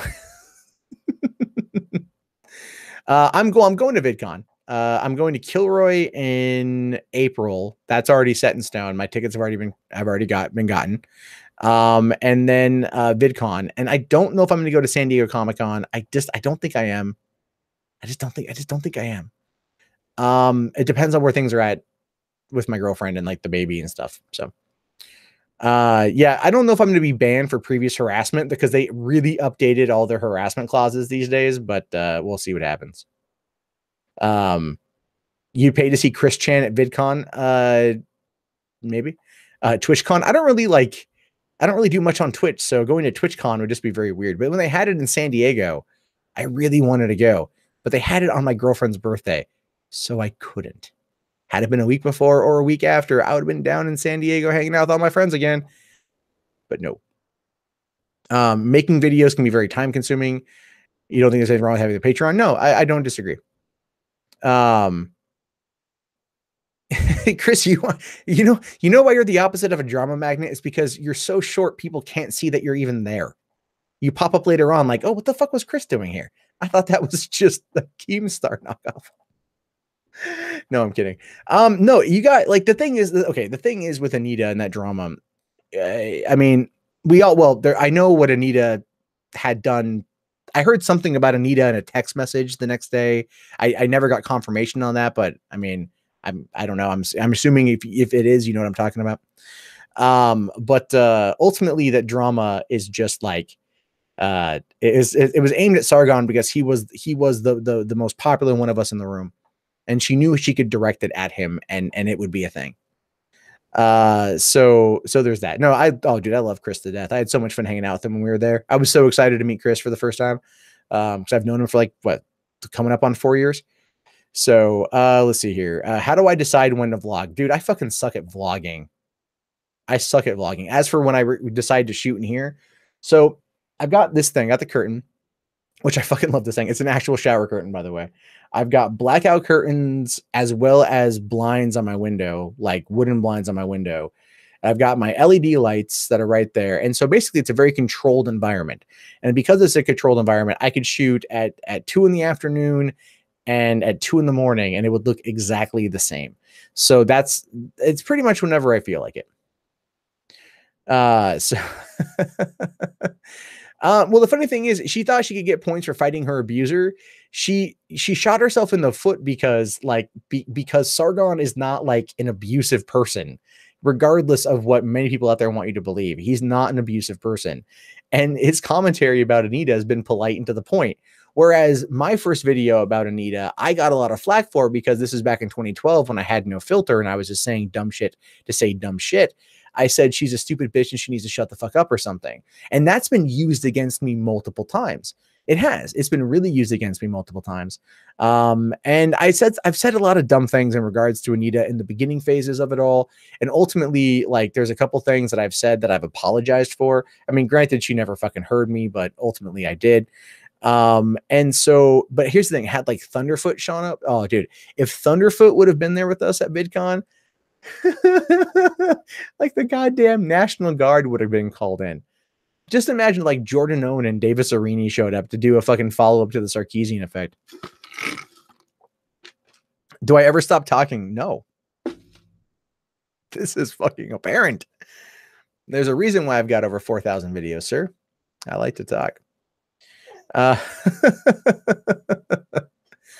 Yeah, Tara did get busted for not being a Russian spy, but ancillarily retweeting a Russian spy because of fake news. I need to breathe. I probably need to drink more water. So I should go as Al from Home Improvement contest with Sargon. No, Sargon looks way more like Al Borland than me. Sargon's not going to Kilroy. Unfortunately, no, he did back out. And he backed out not because of anything involving the creators, actually, but because of one chick, that Haram desert person that was like fucking going off on Tim Pool. That was what he told me was the reason why he backed out. And of course, in Mediker's video, that was taken out of context, and I've already told Jim about that. So, but yeah, I would have loved if Thunderfoot would have gone to VidCon. I wonder if we could get him to do it this year. I mean, actually, a month after VidCon, Thunderfoot was not far from me. He actually came up in my neighborhood, in my neck of the woods. We were trying to meet up, but we couldn't lock down the time. So at least Anita can never be president. True, she wasn't born here. She's a filthy Canadian. That's why I do 5 videos a day, because of Adderall. I don't take Adderall, man. I just drink energy drinks. Will Twitter report me as a possible spy for having lots of Russian followers? I don't know. I've been losing lots of followers on Twitter lately, like an alarming amount, which is kind of weird. A couple hundred, but that's fine.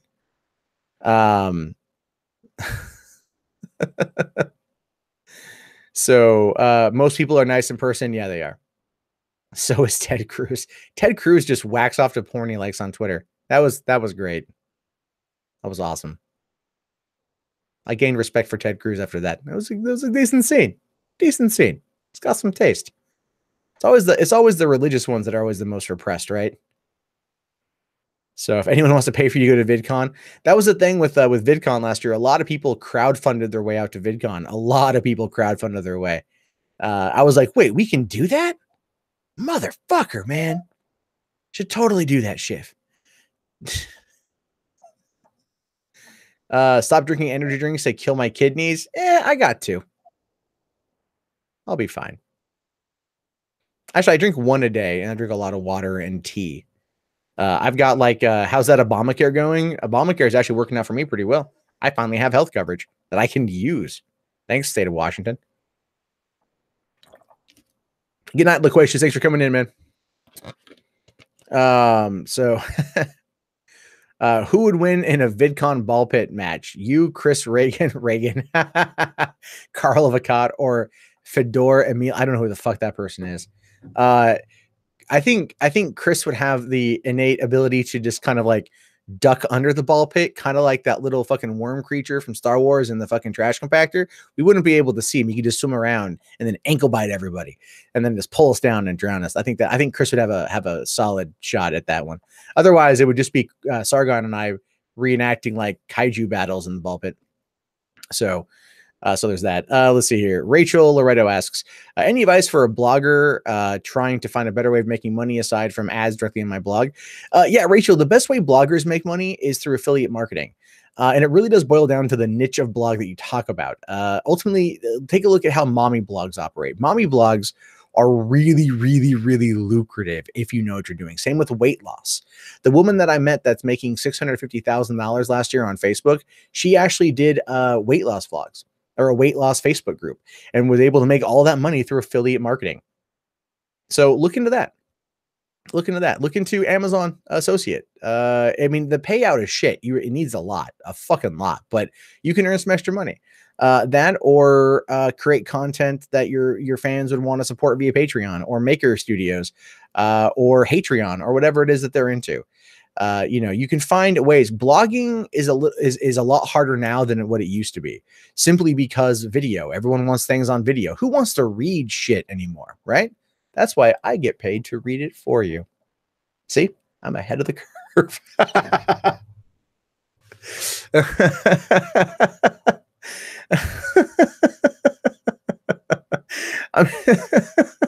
I'm just saying, essentially speaking, especially it's more like there are alternative ways of doing it, and that is probably a fair way to start would be to look into that. So oh, you got your first proper sponsor? Nice, man. Be prepared to be called a show. You didn't sign a non-disparagement clause, did you? Be sure to double check your contract. I'm still catching flag for that one, but no, man, good for you, man. Look forward to actually, chit chatting with you next time. I'll have to bring you in or whatever. Tell Lacey I said, hey, and VidCon is only a few months away now. It's getting closer, dude. It's going to fucking happen. Yeah, get the fuck to sleep, dude. You didn't sign the fucking thing. Good for you. Learn from my mistakes. Hey, baby girl, it's okay. So,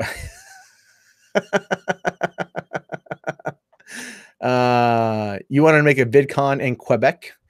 I would like there to be a VidCon in Canada. I would probably be in Toronto, but I'd like to go to, I just want an excuse to go to Canada, to be honest with you. So maybe you can go this year, Tara. Maybe you can go. And I'm telling you should try to go.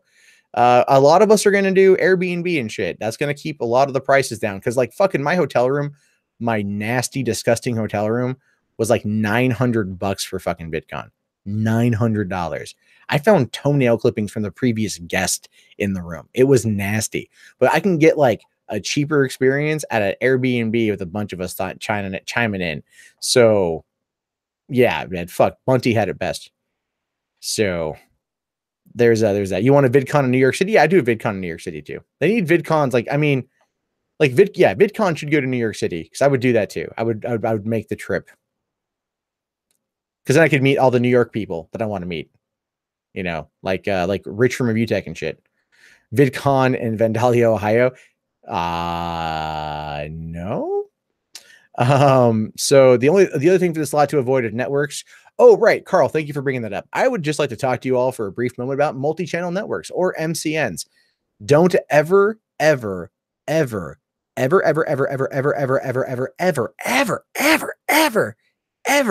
sign with them unless you are like Darkside Phil and you have fucked up so much that they have banned your AdSense account.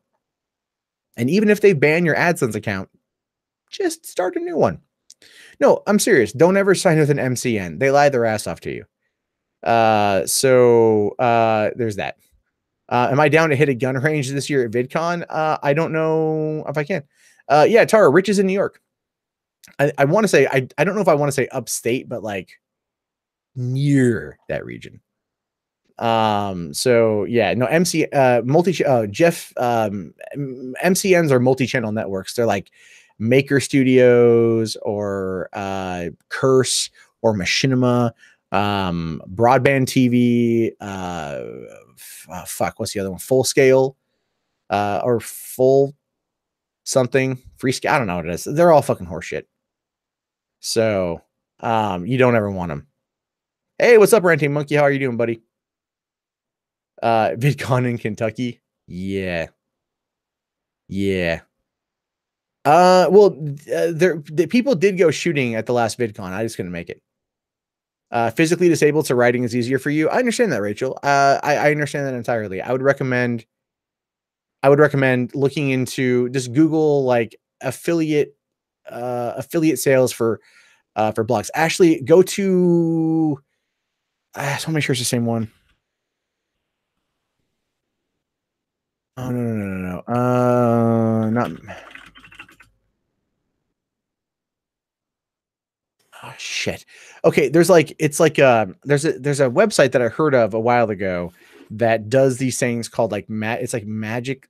Is it like, oh no, that's shit. I think it's come on, brain work.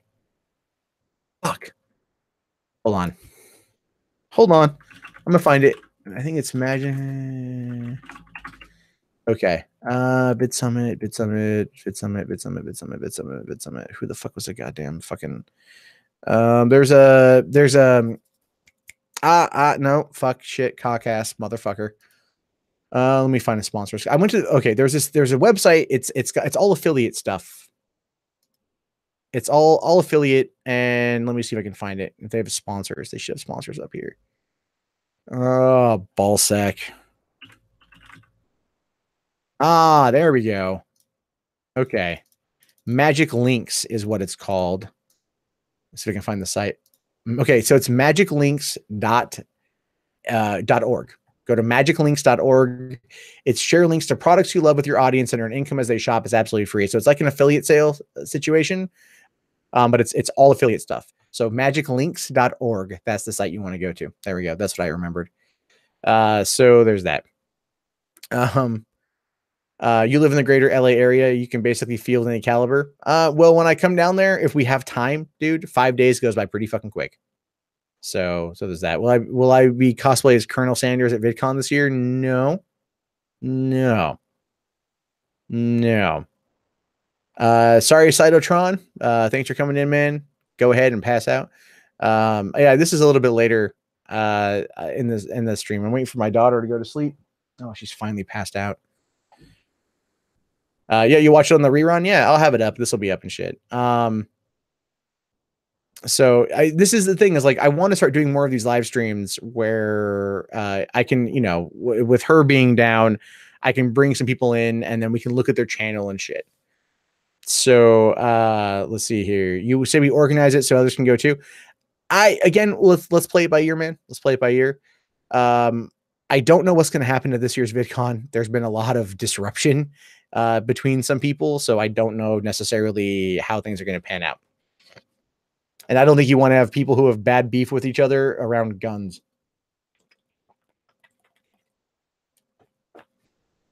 That is just a thought. Leona K is a feminist and a Canadian, so Canada has the best and worst feminist.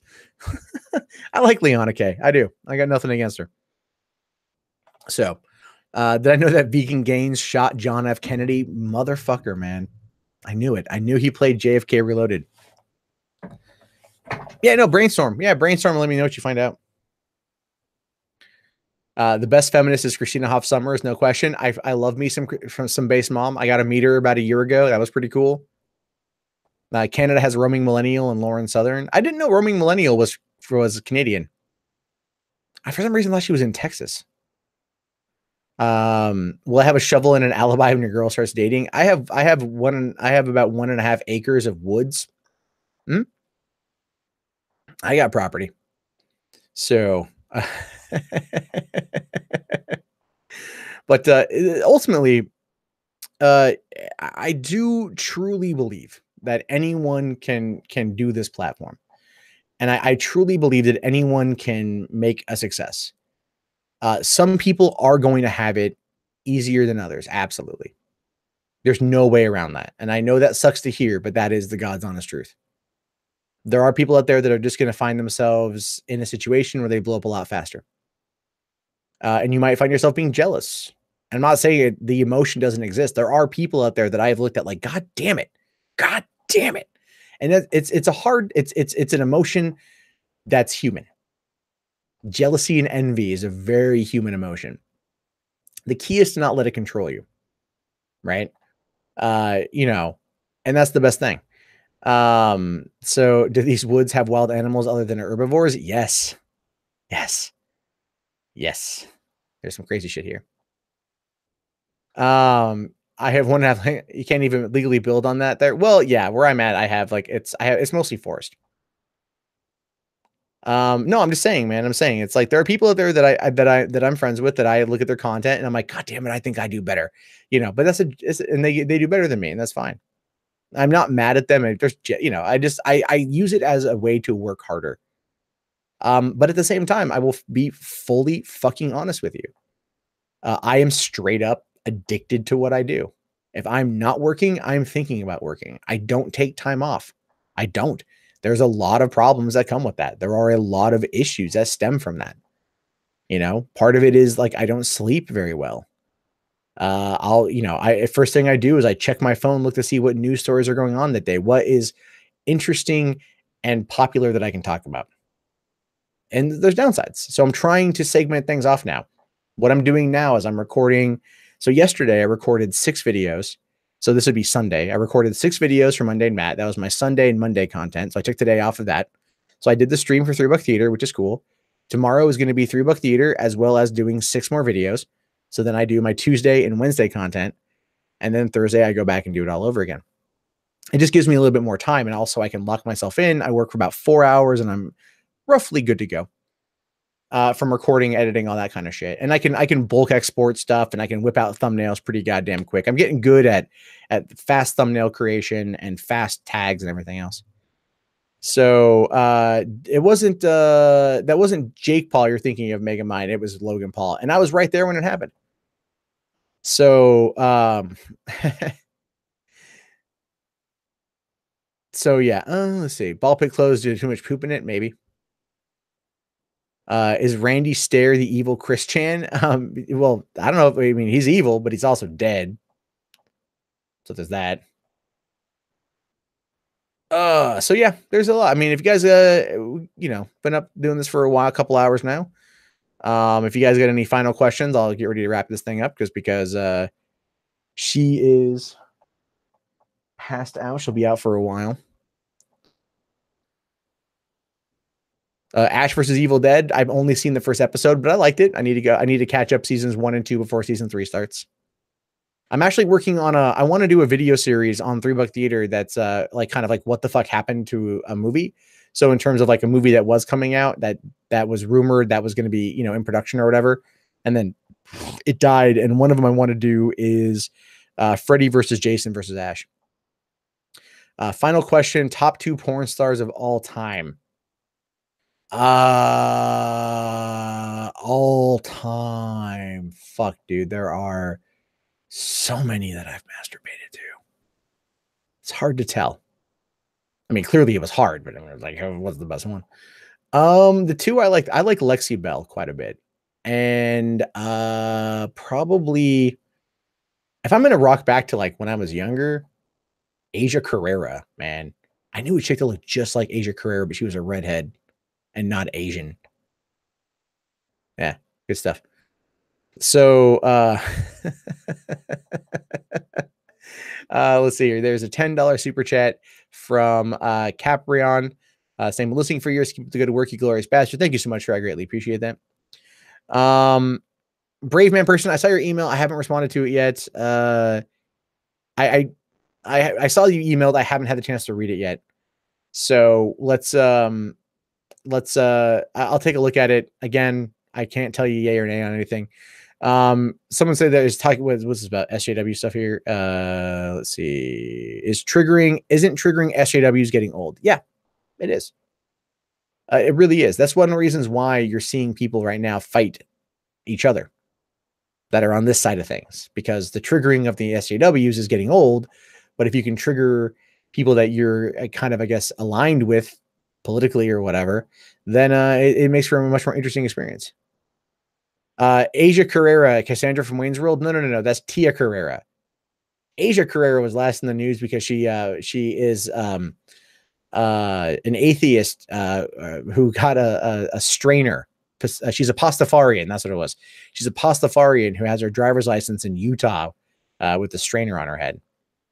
Mark Rossi, why change the name from Mundane Matt to Matt Jarbo, then back to Mundane Matt? I did that because I wanted to change, and then no one liked the change, so I changed it back. So, SJWs need to be triggered because they can be triggered. Yeah, they can be triggered, but if the content, if the SJWs are making video content on YouTube, then a lot of the response channels have nothing to respond back to.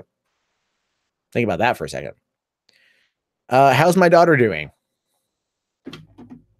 She's finally asleep. I got her in a little swing with that little, the little vibration thing turned on.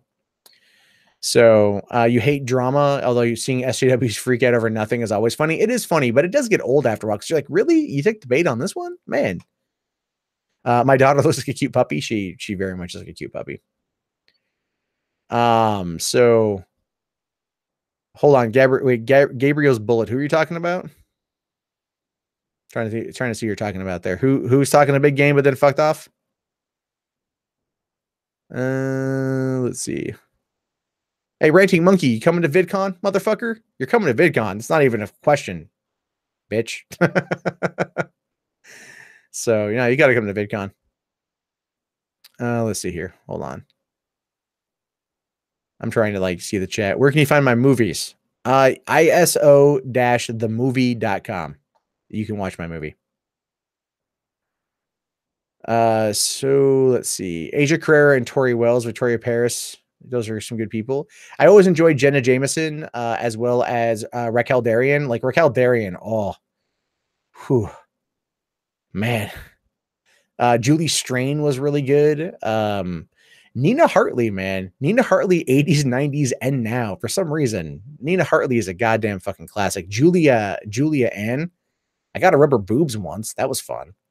I went to a strip club in Los Angeles when I was there for E3, and she was putting on a show at the Spearmint Rhino, and they were offering free topless lap dance coupons outside of E3, trying to drum up some nerd business. So a buddy of mine and I went down there, and she was performing twice, and so she did this lotion wax show where she was pouring lotion and wax on her boobs. And so she was like, I need somebody to wipe me off. And apparently I look like the most pathetic fucker there. And I'm all like, me. And she's like, hey, you, the fat dude. All right, cool. And so she's like, put your hands out like this. I'm like, okay. And then she draped a towel over my hands. So, and then she's like, she put her boobs in my hands and wriggled around. And I'm like, yeah. That was my interaction with the porn star. I had rubber tits, man. Not complaining. No, Eduardo, seriously, they gave out you go to E3 and strip clubs will come out there and they will try to give you coupons to drum up business because it's a big tourism time. So there's that. I've done that. That was fun. Good time. Good night. That was a fun time. So Atari Leaf, you've thought about monetizing, but at 3,100 subs, you don't think it's worth it. Your channel is very niche. So if your channel is very niche, and if you can make sure that 3,100 is a devoted audience, a very loyal audience, you can do okay. You just gotta get the 4,000 hours, man. How long did the girlfriend commit you to sleeping on the couch for that? Oh, dude, that was fucking 15 years ago. So I wasn't with my girlfriend at the time. Jenny McDermott. Oh God. She's in San Diego. I should not say hi to her when I'm there next. She actually, I kind of saw around, I saw out her window in one of the videos or something. I saw about where she lived and I'm all like, okay, now I get that now. I get the part of town she's in. I could see it. So What's my opinion on MGTOW? I got nothing against MGTOW. Some of those dudes are fucking real militant, though, right? You're just like, I get it. You hate women, but like, chill out and shit. But for the most part, I understand. I understand the idea. MGTOWs are like this, are like basically kind of like the sex version of like preppers. You know what I mean? Like they're prepped for when shit goes down. They will have nothing to do with it. There are box trucks that roam Las Vegas advertise strip clubs. No, I've seen those. I've seen those. Man, my favorite thing about Vegas is walking around and getting the little trading cards for like the hookers and shit. That was fun. Those are always fun.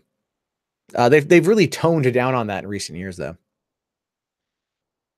So, militant MGTOW hate their mothers. Cool MGTOWs just want to get fucked by course. No, that's very true. That's very true. That's very true. But I've seen some militant MGTOWs on YouTube. They fucking make me laugh, man. Right? They just make me laugh because they really give MRAs a bad name.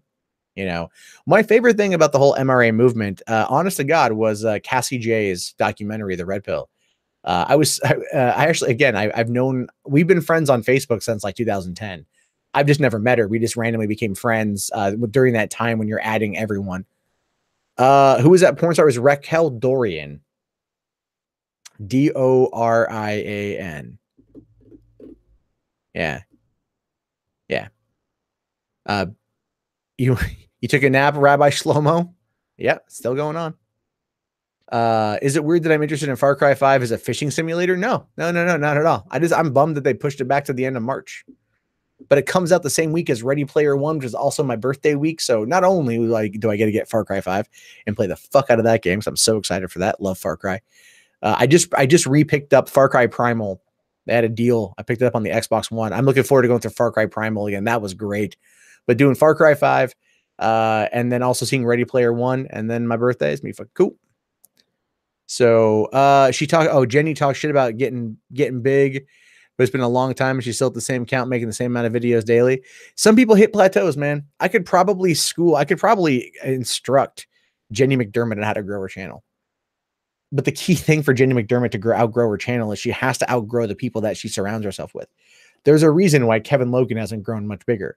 There's a reason why Christy Winters and Steve Shives and all of those just fucks haven't grown. They're so insulated in their own little bubble that it's like it's literally choking the life out of them. I mean, look at Steve Shives. Steve Shives basically single-handedly took down the atheist conference. So say what you will about Kilroy. There may be controversy, but a YouTuber didn't fucking tank it. Jenny is cancer incarnate. Yeah. Thoughts on dating a porn star at, wait, hold on. Thoughts on dating a porn star as cucked versus cucker. On one hand, your girl is catching miles of dick. On the other hand, you're fucking the girl who everyone is beating their dick to. It is very much a paradox in that particular regard. When it comes to being with a porn star, I dated a stripper for a little bit back in 2004, and it was a very unique experience. Not one I'd ever want to go do again. However, what's really funny, I was dating her in San Diego, and she's originally from Tacoma, Washington, and I'm like 30 miles from Tacoma, Washington. So every time I go to Tacoma, part of me wonders if I'm going to run into her there, which I don't know what I would say to her. Like, hey, I heard you got raped and contracted herpes. Really sorry to hear that. But ultimately, no. I think if you date a porn star, you kind of know what you're getting into. I met a guy once that dated. I was supposedly dating a porn star. I met him actually at a porn shop. I was there for some reason, 2 o'clock in the morning, not going into the booths, right? Talking to this guy and shit while my friend was in the booth. The bars had just closed. Shut up. Anyway, the point is, this guy is like, so I'm dating a porn star. And I'm like, that's fucking cool, dude. And he's like, you want to see her? And I'm all like, in what context? You know, and he's like, oh no, check this out. So he goes over and he pulls off a DVD off the shelf. And then he goes like, he points to like one girl on the back of like some gangbang video. And he's like, that's her right there. She's really cool. I'm like, oh, nice. And he's like, no, seriously. And he pulled out like actual fucking pictures. Like, you know, he'd taken photos on film and got them developed to prove that he was really dating this porn star. And I'm all like, cool, man. What do I say to that? Like, what do you say to that? You know, like someone like, I'm dating a porn star. Nice. Nice. You getting tested, right? So there's that. Yeah. uh You really want to see the red pill? Red Rebel. I think it's available. Like, I think you should be able to stream it. So, it's a good documentary, man. It's a good one. I did a review of it. It's so funny. I did a review of it, and then it did okay, and then like and then it was getting ready to come out. Like everyone else did reviews of it. I should have held off like 4 months. So, yeah, I'm dating a porn star. Here's some penicillin. Pretty much. Being tested regularly is required. I don't know if it's required. I know, I think they do it. And in California, they've got the no, there was a condom law that was voted in 2012. And I know this because I voted actually for it. There was a bit of an AIDS scare at the time. So when in the porn industry. So I did. I admit I voted for it. And then they voted to repeal it this last year. So there's that. Ask if you can join a threesome. Yeah. Porn stars are single for a reason. Yeah, they're single for a reason because so many of them have been committing suicide recently. 5 in the last 3 months, man. Why is a porn star so brutal to male stars? Because male stars in the porn industry are a dime a dozen. The only industry where male stars are paid adequate wages is gay porn. And a lot of the dudes in gay porn aren't even gay. They're just like, look, it's a job. You want to ram it in my cornhole? Fine. I get a paycheck. And they're okay with that. So you need to go to the red light district in Germany. Wouldn't the red light district be in Amsterdam? I don't quite know German laws on prostitution. Porn stars aren't human and shouldn't be regarded as such. Jesus, Rabbi Shlomo. No heterosexuals watch porn for the dudes. That's actually not 100% true. It's not that they watch it for the dudes, is that they find themselves they put themselves in the dude's position. It's one of the reasons why money shots are so fucking popular, right? It's like money shots are insanely popular. So I should go to bed. It's only 2:30 here, man. But no, there are people out there that I think they appreciate the men. You know, it's like here's a weird thing too. It's like I've seen more dick through porn. And I don't care if I see a dick on screen in a movie or in porn or whatever, like it's expected, you know, it's like when you watch a movie and you're like, man, that chick is really hot. I wonder if she gets naked here. That is entirely gone in a porno. You know, it's coming. Like expectations are going to be met. Same with the seeing a person naked. Like, oh, okay. But then it's like a person, you know, like a dude next to me taking a piss. I don't want to see his penis. Television screen, computer screen. You know what? Fine. That dick is a safe distance away from me and is also locked in a time period when it was recorded. So, is Seattle an underrated setting for films? I think so. I think so. Are you serious that gay guys are not gay and do that porn? Yeah, Eduardo, because they get paid more money. The average male porn star in a heterosexual scene makes roughly $200 around that. Think about how much abuse they put on their penis. No, seriously. You think like, oh, they're just fucking, and they are just fucking, but it's also like they're doing the different positions, and those different positions aren't always the most comfortable to do. Really, I mean, think about some of the ways like they have to kind of askew positions in order to show the penis sliding in. Right? It's not the most comfortable looking thing on the planet. Like, you know, when someone does doggy style, it's like, oh, they're kind of going pelvis to pelvis, you know, nuts to butts sort of thing. But when you watch it in a porno, it's like they'll sometimes shoot at an angle where they gotta like the guy's got to come in from like he's not really like doing her vagina, it's like inside of her urethra or her fucking uterus and shit. He's just scraping that uterine wall, you know, straight up giving her a slow burn hysterectomy. The point is that like they put a lot of those guys do a lot and they get paid shit, but a female star will get paid like $2,000 a scene. So men will go to gay porn because gay men notoriously are known for spending a lot of money for what they want. I was told when I lived in Los Angeles, because of my cute kind of short pudgy style, that if I went and became a bartender at a gay bar in West Hollywood, I would make fucking bank. And I kind of feel bad for not doing it. The point is like there's a lot of money there. Porn reviews with Mundane Matt Jarbo. Yeah, they'd be short. So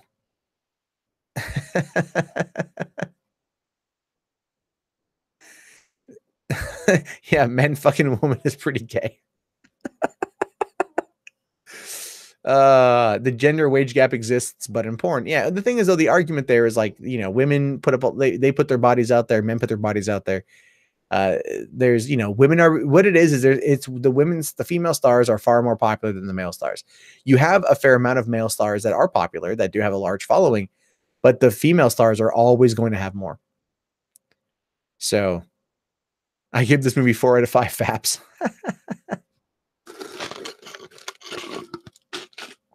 So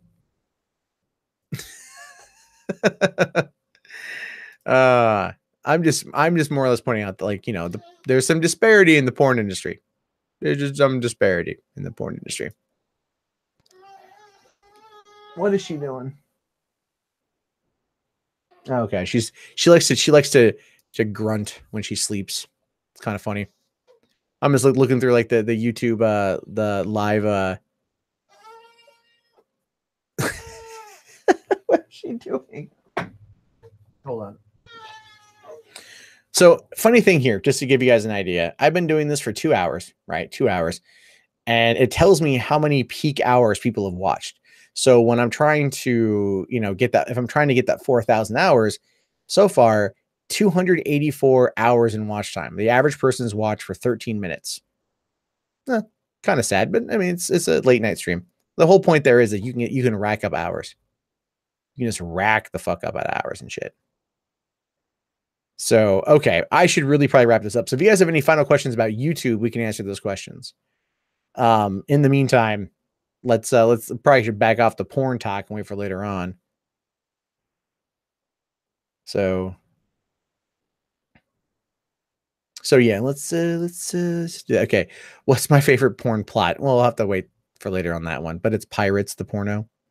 It's actually a pretty good movie.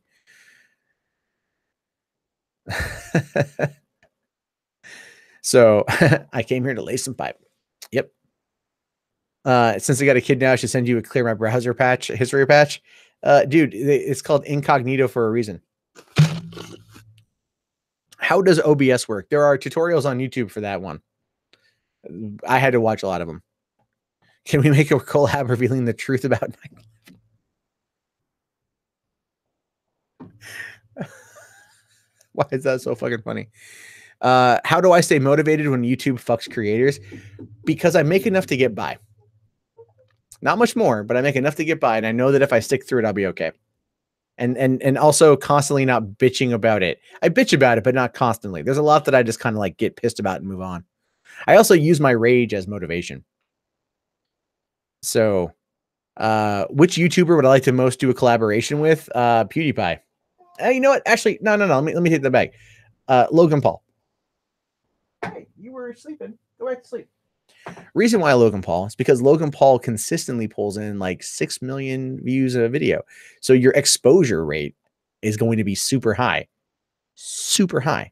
Now, granted, I would want it to be more of a conversation and shit like that than anything else. But yeah, no, seriously, if you want exposure, you got to go to where the exposure is. Well, what are the 3 things you wish you knew when starting out YouTube? I wish I knew about the titles, the tags, and the description as one item. And how the algorithm works in that direction. I wish I knew about proper thumbnail creation, and I wish I knew about trying to not overkill trends. It's very easy to get suckered into it and to have a spike where like a subject is super popular and you're making lots of money on it, and then to kill it. Right? Like to just put out so much content, it runs it into the fucking ground. And I've done that. And I'll probably end up doing it again. That's the hardest part is you get kind of hooked on that money, and that will fuck you up. YouTube is tanking again. Where is this information coming from? It's 1.5 billion people a month use a platform. More creators are coming in every single day. There are alternatives now, which are good. Competition is good, but tanking is just ridiculous. You know. And the thing is, everyone gets fucked, right? Everyone is getting fucked by YouTube. So the question is, how do you set yourself up to get fucked the least? play by their goddamn rules. Figure shit out. Like, that's the hardest part, but that's ultimately the best advice I can give. Okay, hold on. Magical tabletop girls, Tara. Don't even bring up Ghostbusters as a fucking negative. I made more in that movie than fucking Sony did. That wasn't a situation of where I ran something into the ground and then it's not profitable anymore. They're still talking about that movie a year and a half later. So no, that is not a proper one. Should videos have tags or not? Yes, tags. Yeah, tags. But here's the thing. What you want to do is you want to have, if you can, the tags. This is why I recommend like the vidIQ Chrome extension. You can find certain tags that have a certain value, like how searchable they are, how popular they are. And what you want is you want to find a tag that's got a high search volume, but low competition. And then you want to like put that tag not only in your tags, but in the video description. And if possible, even the title. It's that trifecta of hitting all three. Then the Google will index that and put that in there. I probably need to go changer. So, and relevant tags, not just spam shit. Yeah. SEO is important. That's the thing. It's very important. And a lot of people don't ever do it. But then you look at someone like, I'll use this again, like the topic of loyalty. Sargon of Akkad doesn't use any tags or anything really in the video description. A couple 100,000 views. Just how it goes. I would look lols in a tie and a suit. I look badass in a fucking suit and tie, man. Most good tags get you demonetized. Nah, not really. I get demonetized regardless. With ads, without ads, it doesn't matter. Put big boobs in the thumbnail. If I could, yeah. If I could and shit. So, but all right. Yeah. I'm going to wrap this thing up because my voice is starting to go out. And, real quick, I prefer vidIQ over TubeBuddy. TubeBuddy's okay, but I prefer vidIQ. I feel it gives you more analytical data. TubeBuddy's kind of like more doing it for you. But if you want my honest advice, I've played with both and I just prefer, I've uninstalled TubeBuddy multiple times now. So, I look at that manager you don't want to get noticed by because he's going to yell at you. You bet your fucking ass. Hell yeah, man. When I read in my theater, I was that guy. I was that guy that was watching what you were doing in the fucking lobby. I was that guy that was watching you looking for anyone who works there in order to try to sneak into a theater. I'm the guy that would track you to the theater and then throw you the fuck out in front of everybody. I'm that guy. I miss that shit. What would I estimate a creator like Sargon audience earns monthly? I'm not even going to attempt to talk about what Sargon earns. I don't know, man. It varies. It's guarantee a lot, but it varies. So yeah, TubeBuddy tries to do too much. That's why I like vidIQ. It does. But yeah, I'm gonna fuck off because my voice is starting to go.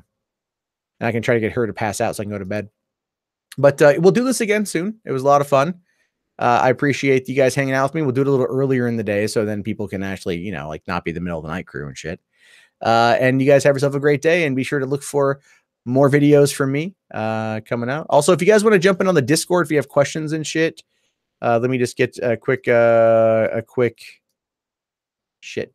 I do a quick invite here to the Discord. And you guys can come on in and hang out. So there's that. Come on into the Discord. And yeah, I'll be in there. I'll probably be off and on in there tonight, even for a little bit, just while I'm getting her situated. But yep. All right, guys. Thank you very much for coming in and hanging out, and good luck with YouTube.